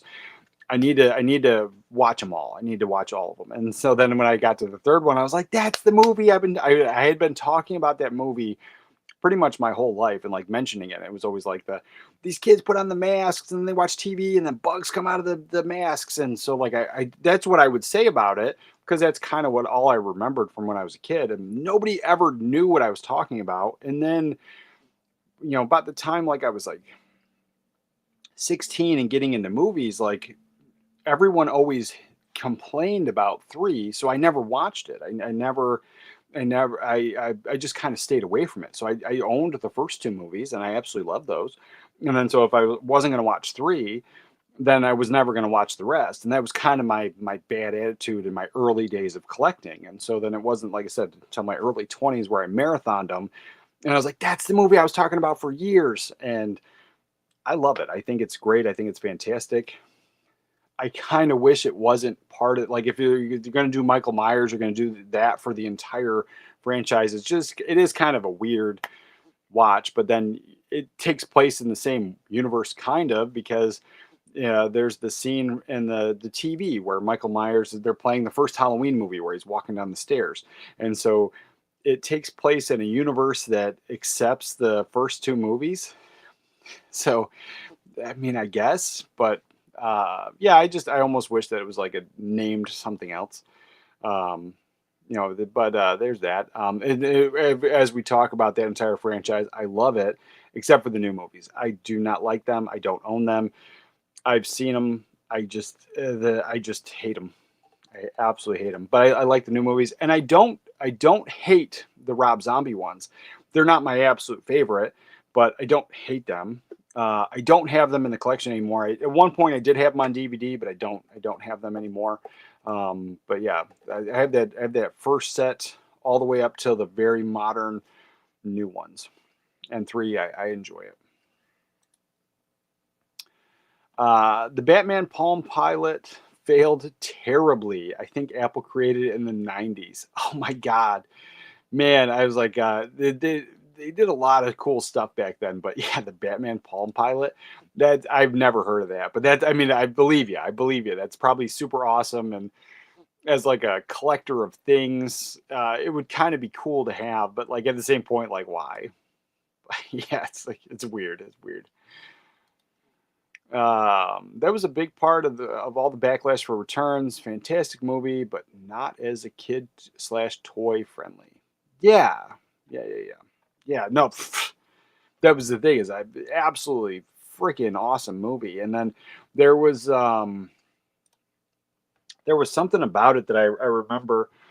I remember Tim Burton. Either Tim Burton was talking about it, or somebody was talking about it, about this entire whole scenario. And so uh, from what I remember, what I was reading or what I heard was that Tim Burton was like called in for a meeting to talk about Batman 3, and then he gave all of his like thoughts and what he wanted to do and his plans, and then like along the way he knew like he wasn't going to do it, or like they didn't want him, but it was like kind of like in the contract, like they were obligated to hear him out or something. There was like something along those ways. And so like he kind of like almost like left on like a with like a middle finger kind of thing, like, I guess I'm not doing the film, like kind of a thing. So I was like, that's something I read or somebody told me about, and I thought that was always interesting that he had this whole awesome plan for 3, and then the studio was like, yeah, we're gonna go another way. And I was like, I would have loved to have a, like, people talk about like the things that would have, could have, should have come, and because like the one was in pre-production and then it just kind of got halted. But it was the Tim Burton Superman movie. People talk about that all the time, where um they wish it would have came. And like there's like images online. There might even be like a little bit of a video of like uh, uh Nicolas Cage in the Superman suit with the long hair, and I was like, I don't know how I would have felt about a Tim Burton Superman, but I would have loved a Tim Burton third outing for Batman. And I don't want one now. I would have wanted one back in the 90s. Yeah, toy friendly for sure. Yeah, we could have had Robin Williams as the Riddler. Wow, that would have. What? That was like, that's a thought I've never had. And that just blew my mind because could you imagine? Like, whoa. Like, because he was always off the wall, and like that was some of the complaints about Robin Williams throughout his career, is especially when he did the voice acting for animation, is he would go off script so much and that they would have to reanimate stuff, or they'd have to redo whole scenes and stuff that was taken care of, because he would just go off script and ad lib and just kind of just wing it. And it's funny, hilarious, amazing. Like I don't think anybody did it better than Robin Williams. And so for him to be the Riddler, that'd be something. I was like, man, that alternate universe conversation. I was just yesterday, I watched a thing where Arnold Schwarzenegger was talking about how he was asked to do the role for Nicolas Cage's role for The Rock.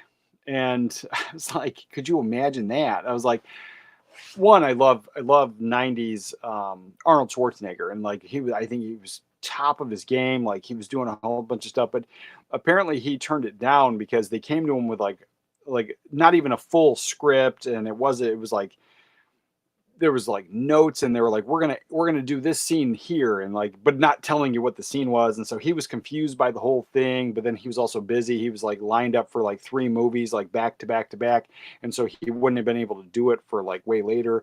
And so he said like, back to me when this is finished. This isn't done. Come to, and then they just never did, and they got Nicolas Cage, Sean Connery. But then like that is the conversation, is if Arnold did Nicolas Cage's character in The Rock, would we have gotten Sean Connery at that point? Like, and then what kind of film would it have been? So, I mean, I still would have watched it. Like, there's no way I wouldn't have watched it. But like, it's something that it always interested me. And I like seeing like when they can add in the special features, and it doesn't always happen, but very, very few movies in my collection have it, where they show the cast interviews. And so all the other people that were up for those roles, that's always interesting to me. And like, so hearing that, I thought it just blew my mind yesterday. And then now you talking about Robin Williams, if he was the Riddler, I'd be a big fan. And then let's see, keep me off. Let's see, share the screen.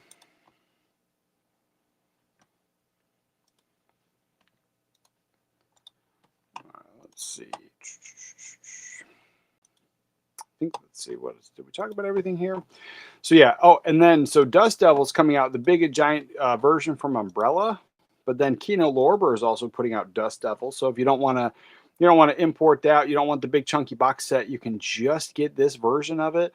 But again, it's like, I remember that original movie poster, but it's a movie I've not seen, so I don't know if I need to get this. But you're getting a new 4K restoration of the director's and theatrical cuts of the film, new audio commentary by writer-director Richard Stanley, director's cut, original storyboard. So you're getting all this other stuff that was probably put out before, but you're getting a Blu-ray and a 4K. And I think this is the first time it was put out on both of those, obviously on 4K, but I don't think this ever got a Blu-ray. So yeah, that's coming out. And then this movie. So these movies are kind of fun for kids movies. The Bad Guys 2, we just watched that yesterday.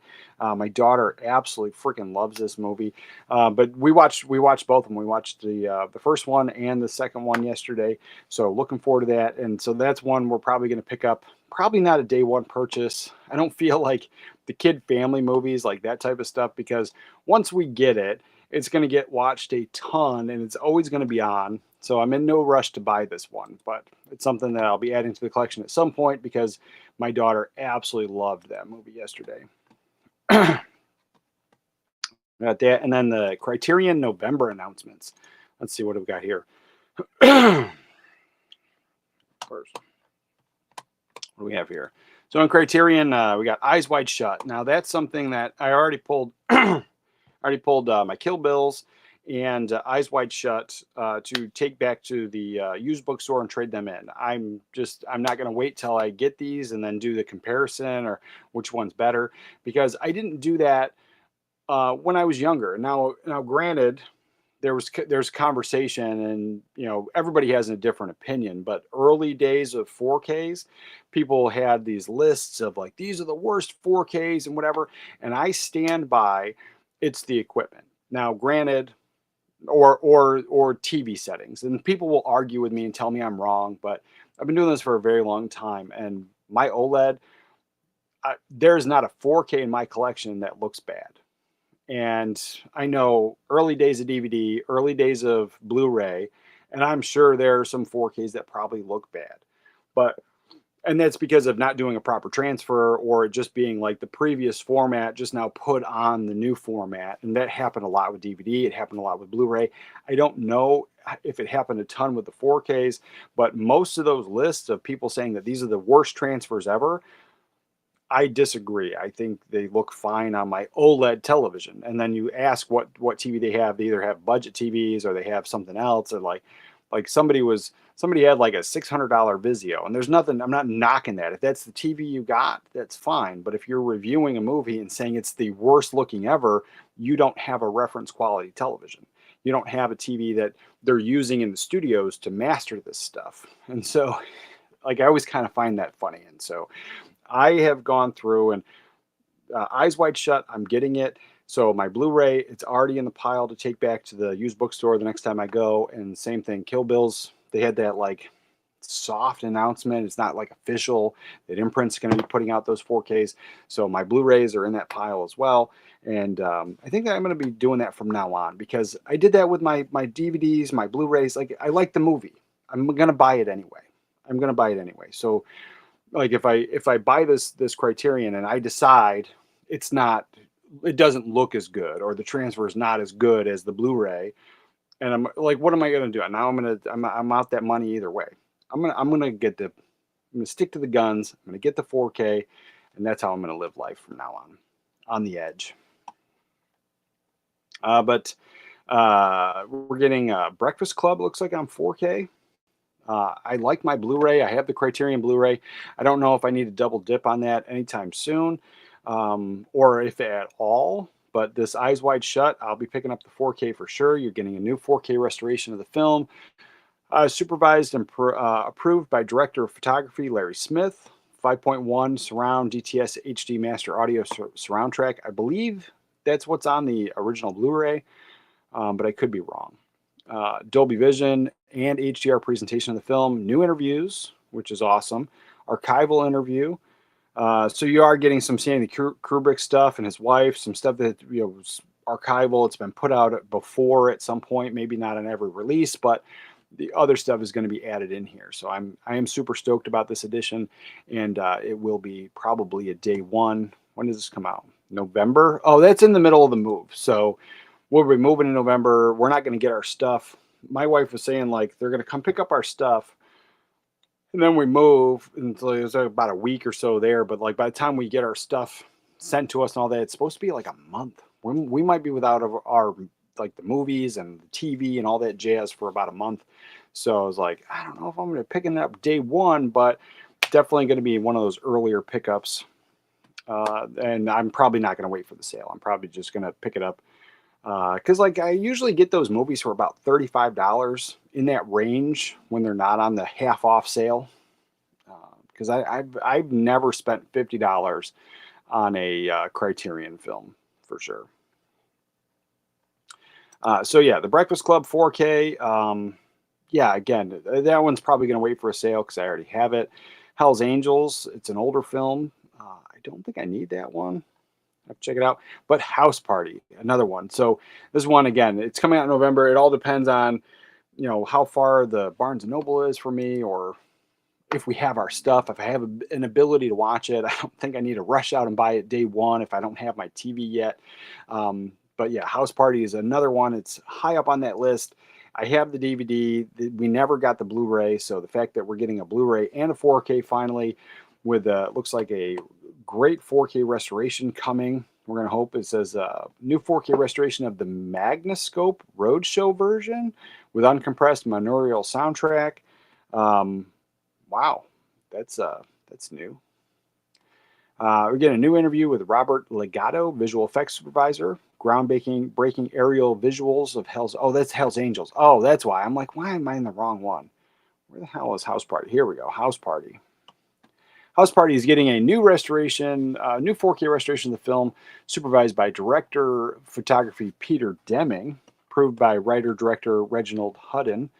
Dolby Vision / HDR presentation of the film, new audio commentary, new conversation featuring Hudden producer, new cast reunion featuring actors Be Fine, Bow-Legged, Lou legend Paul Anthony, Full Force, Tisha Campbell, AJ Johnson, Christopher Play, Martin, Daryl, Chill. Oh yeah, you're getting a lot. You're getting a huge cast reunion conversation. I'm super stoked about that because like the last one I really enjoyed that did that like huge cast reunion, and it was a long time ago. Was Goonies because they did it for the DVD, and didn't have everybody. I don't think Corey Feldman was there, but a good amount of the cast was there doing the commentary stuff, and I really enjoyed that. Now there were times where they stepped over each other and talked over each other, but I still enjoyed it. It was the cast getting back together to reminisce about the movie that they made and a movie that I loved. And so I'm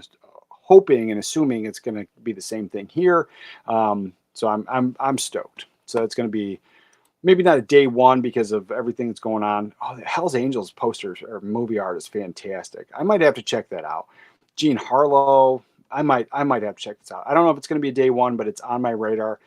Looks like from a 1930s film. I'm a sucker for that older stuff, and that poster is what's selling me. So, yeah.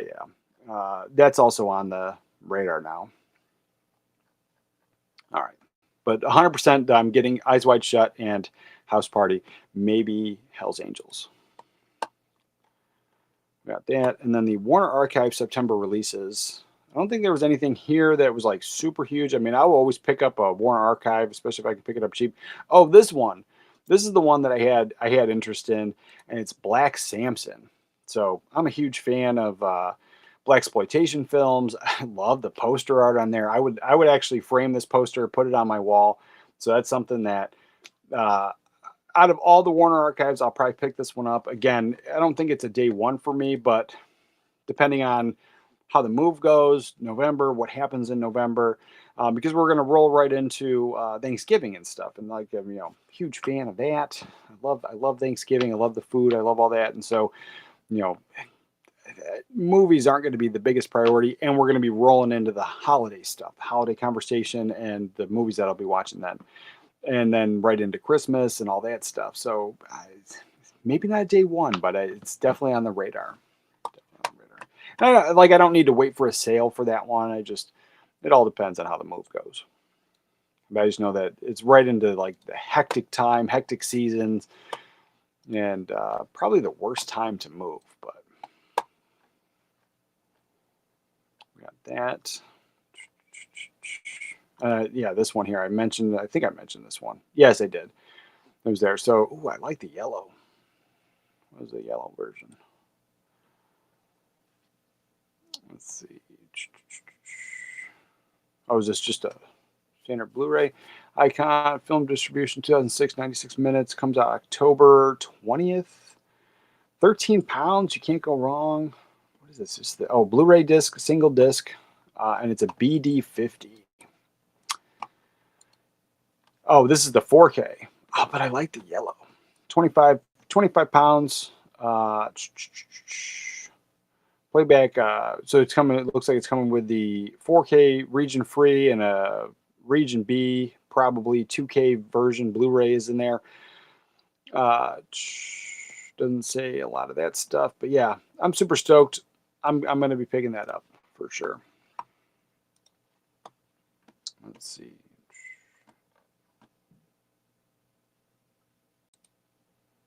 No, sadly, no Lawrence in the Return. No, but it said Martin, so maybe. I don't know. Maybe I was just reading it wrong, but yeah, that sucks. And then didn't Robin Harris pass?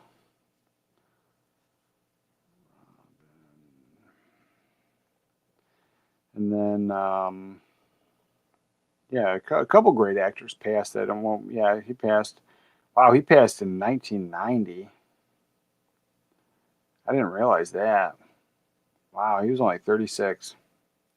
Yeah, I loved Robin Harris. I thought he was great. Yeah, really didn't realize that it was he passed that long ago. Like, wow, that's a rough one. And then who else was in that film? Let's see.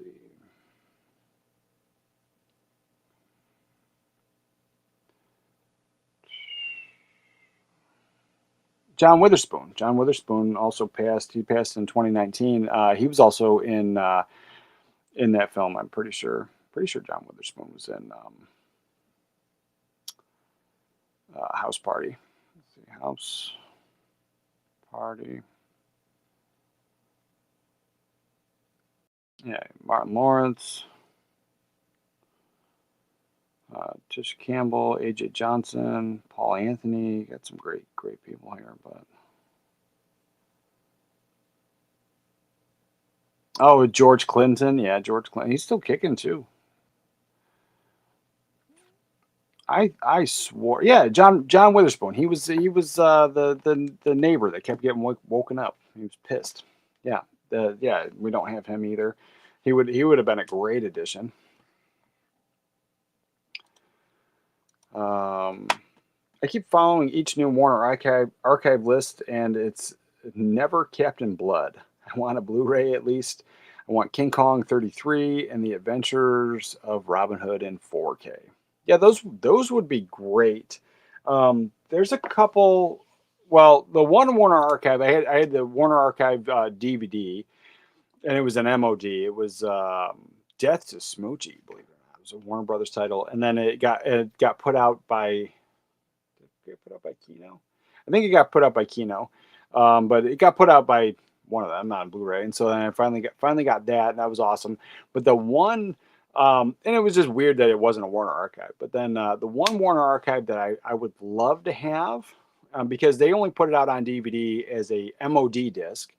And be careful, because that's a conversation. I got a video coming out about that too. Is like bootlegs, and like I don't actively seek out bootlegs, but I have bought movies off of eBay, and I have bought movies at thrift stores and stuff, and I get home and I look, it's a CDR, it's a burned copy, it's a bootleg.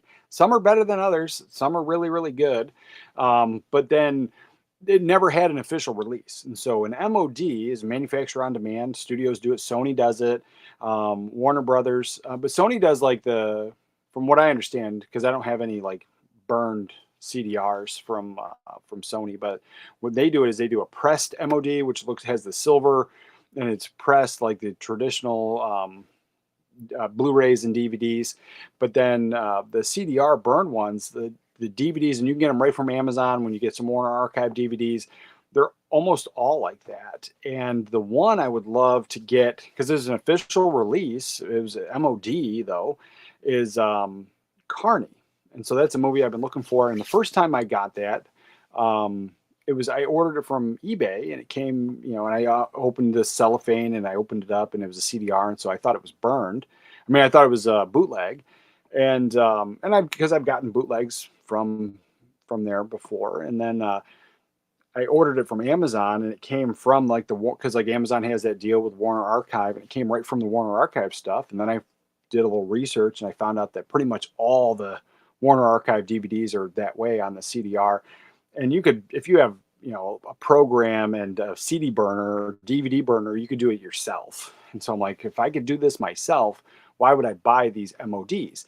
But then I started noticing that there's movies that were completely unreleased that people are selling as MODs. They're making them themselves, and they're bootlegs, but they're saying they're MODs on eBay. So be careful, be cautious when you're buying stuff. But I was like, I have bootlegs in my collection, and I'm not getting rid of them anytime soon, because I did buy them, but I wasn't actively seeking that out. But as I was looking at the movie Airheads, it's a $500 out of print Blu-ray on average. Like that's usually about what the Blu-ray is on eBay for. But there is one, it was never ever put out, but it says MOD on it, and it's selling for $60, and they've sold a bunch of them. So I'm like, you're paying somebody $60 or $70 for a movie that they downloaded from the internet, and then they burned to a disc and just printed it off. I was like, it's very simple to do. I made a video on making custom covers, and so I explain how to make this entire cover.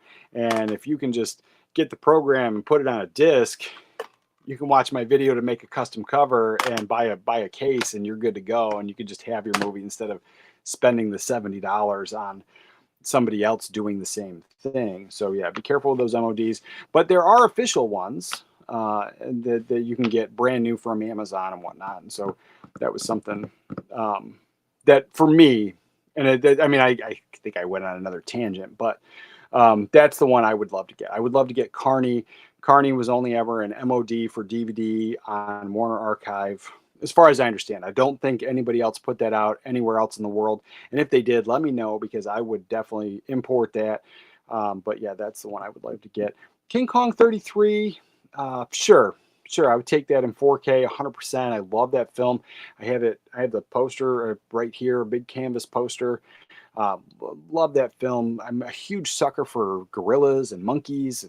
Big fan. So yeah, that's one I would love. Adventures of Robin Hood. I don't know if I need that one, but I do need to get the Errol Flynn Robin Hood. I do need to get that one because I've never seen it, and it's something that comes up as a high recommend multiple times, and I would love to get that for sure. Let's see, we already talked about that.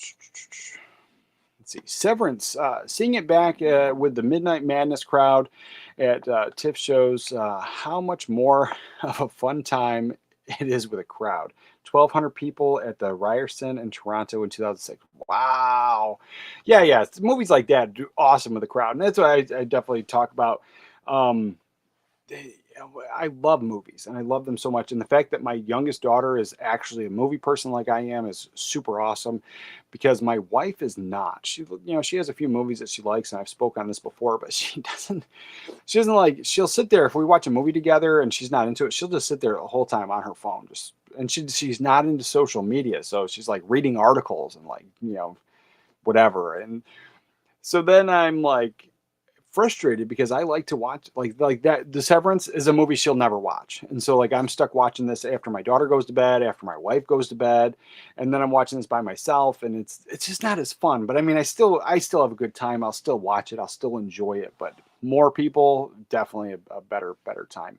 And there's another one with Samara Weaving that I'm going to pick up on 4K, which kind of I think is maybe a similar to this Severance movie or some of the other ones is Mayhem.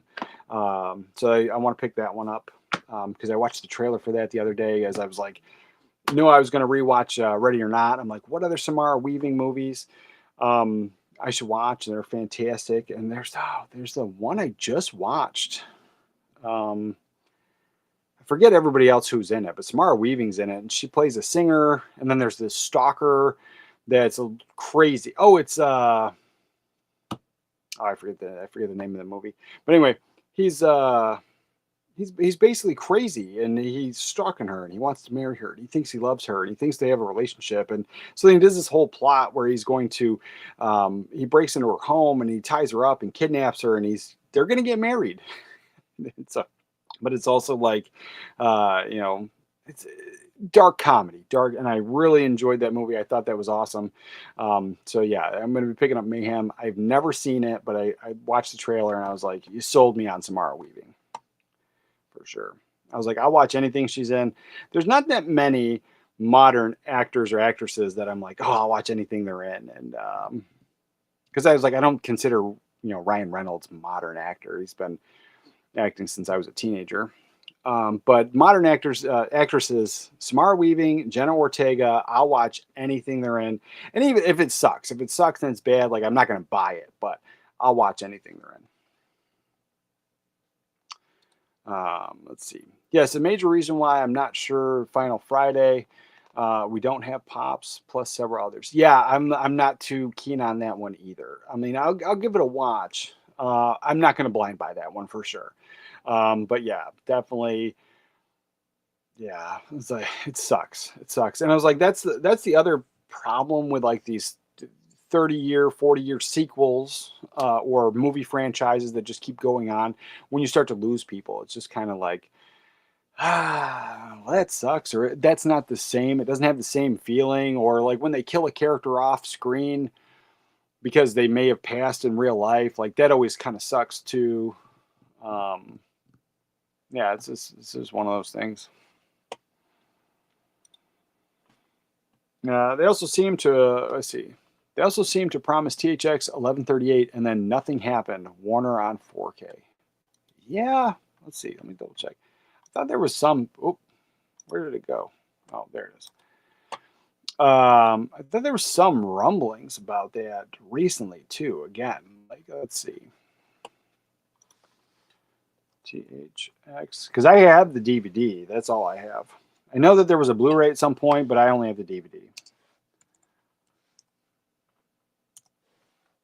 Yeah, nothing worldwide. But yeah, I'm pretty sure. Yeah, 38 had several releases. And it was even part of this big box set here. But yeah, several releases. I think this is the most fantastic cover right there. It's this UK release here. Yeah, and you can pick that up for £8. I think I definitely like that cover the best. But yeah, I have this I have the old DVD with this this cover here. Yeah, something fantastic. Yeah, 4K should for real should come out.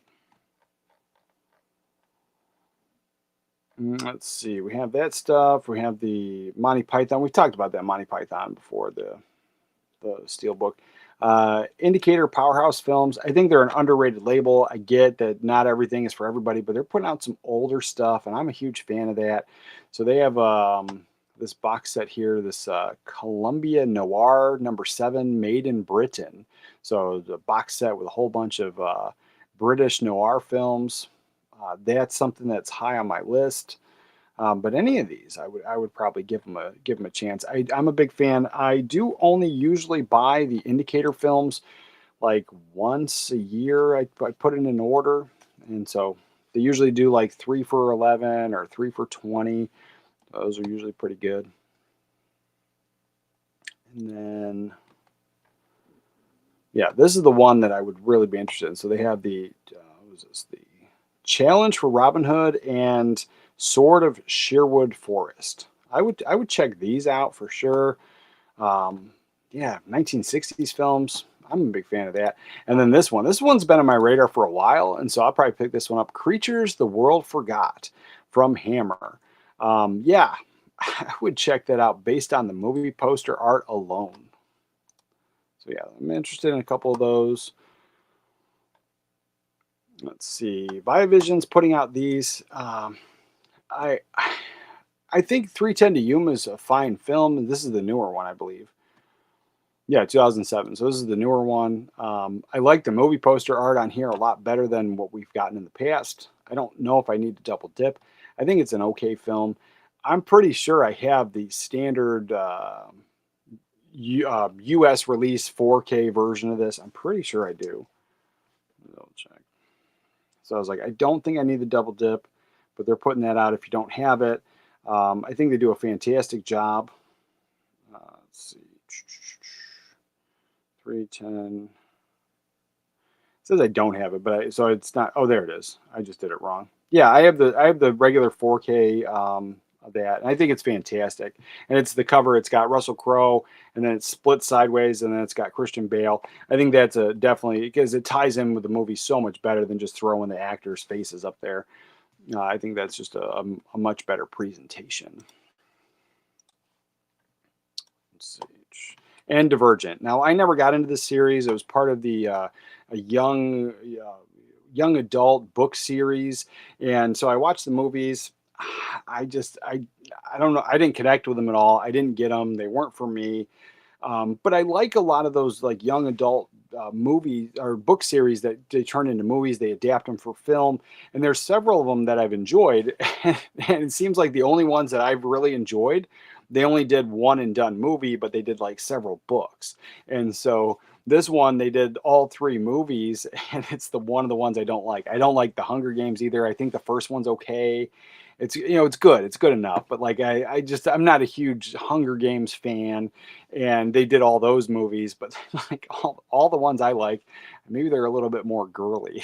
I have them in my collection, and yeah, there's only the one movie, and there's a need for a sequel. There's more story to tell. It's in there. They kind of end it that way, and yeah, nothing.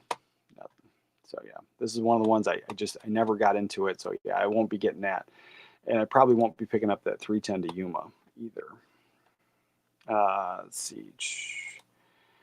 Sherlock Holmes Fatal Hour from the 1930s from Film Masters. This is another underrated boutique label that puts out some stuff.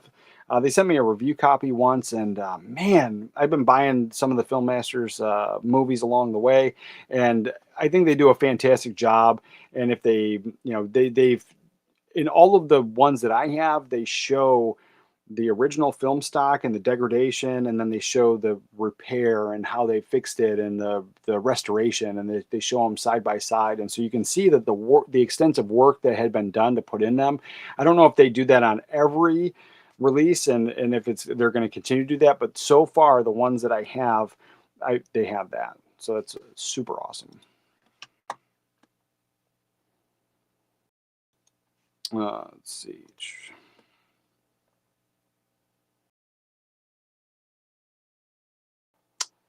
I don't think there's this Alfred Hitchcock box set coming out, but I was like, I have a lot of the Alfred Hitchcock films. I don't know if I need all of those box sets. So I think I've been skipping those.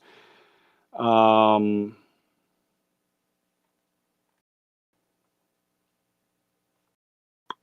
this one is intriguing. This is something I probably blind buy based on the description of it, but it's The Man in the White Van. So this is something that came out last year. I completely missed it.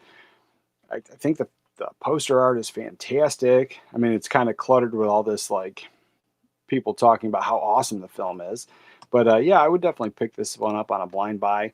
So it's a quaint family town in Florida in 1974. An ominous white van stalks a young girl, and her parents' disbelief leads to a terrifying Halloween nightmare. So yeah, that sounds 100% like a perfect blind buy for me. So I'll be picking that up. I'm probably going to order that. Well, I mean, I'm not going to pre-order, but I'll probably order that when it gets released. And then I think that's it. I think that's all I was really into. Let's see. So yeah, I don't know what you guys are watching this week or this this weekend. What you guys have planned, but yeah, let me know. And let me know in the comments. Like if you're watching this on the back end, you're not watching it live. Let me know in the comments. But I'm pretty sure I froze again, and so I'm tired of my internet. I'm sure you guys are probably tired of this internet as well. So I'm gonna call it quits today. Thanks for sticking around, even with the bad internet. What do we got here? Not the greatest 4K disc. It's an RLJ, so no HDR, and an upscale, but it still looks decent. Oh, okay. Oh, for Mayhem? Yeah. Yeah. So I was like, well, I mean, then at that point, should I just stick with getting the Blu-ray? Because I liked, there was a Blu-ray that I think it had a better cover. And it's literally the only reason I thought because it was the same cover as the 4K, but she's got the bat in her hand, it's glass, and it's like broken glass is like she's breaking through it. And I thought that was kind of neat. And so I was going to pick that up. And then I saw that there was the 4K, and so then I just added the 4K to my wish list, and I was like, I'll get to it eventually, probably after my vacation, and there's that. But so if the Blu-ray is fine, then I mean I might as well just pick up the other one. It's a little bit cheaper anyway, I think. Let's see. I do wonder if 1 Million Years BC will get a 4K. Hammer made that. I have the US Blu-ray and the Japan Laserdisc and the US Laserdisc. I do need that Region B indicator Creatures the World Forgot. Yeah, I do too. I don't know if we're ever going to get a 4K of that. I mean, we could. We totally could. It all depends on like the film stock, what's available, and if it, the extensive restoration it may or may not need. Yeah, I have the Blu-ray. I had the VHS. I think it's a fantastic movie. Super fun, great special effects. Yeah. Big fan of that. I don't know. I need more Hammer films in the collection, though. By the way, I do for sure. Oh, and speaking of Japan, so there's a movie with Sam Rockwell. Sam Rockwell and I forget her name. Anyway, he's a hitman, and it's a rom-com. It's a rom-com, but he's a hitman, and then he meets her. They fall in love, and she's cool with him being a hitman. And the whole entire time, like they're on a date, like the people are trying to kill him, and so he's constantly trying to avoid letting her know that that's going on. And man, did I enjoy that film. It's called Mr. Right, and it's out of print. It's out of print, and I found it. I got it cheap. I think I paid like $20 for an eBay, but then there's like all the other ones are like 70, 80, $90. I don't think Amazon has any available, but for like fairly decent prices, there's a few Blu-rays in Japan, which I think have more like really cool covers, and they're covered in like Japanese lettering, and it's just a different. They have different poses. It's just a different thing. But I did pick up the American version because it was out of print, and it was like $20, and it was a movie that I wanted to revisit. So yeah, that's an out of print movie. If you can grab one cheap, definitely grab one cheap. But yeah, that's something that unfortunately, like there's a few of them already on eBay that are in the $70 price range, and I was like, it's definitely not a $70 movie. And at the same time, like I kind of was like feeling, because I think I'm getting a used copy, and so like the $20 price range plus I think I paid like $5 shipping, so I'm probably into this movie for like $23 or $25, and I'm like, and it's used, so I feel that's a way better deal than anything else that I'm going to get. But yeah, later, bud. Yeah, no problem, brother. And maybe it's time for a record version of the weekly show until you've moved. Oh, 100%, 100%. I'm already thinking about that. Wow, 2-hour run, good video. Thanks, bud.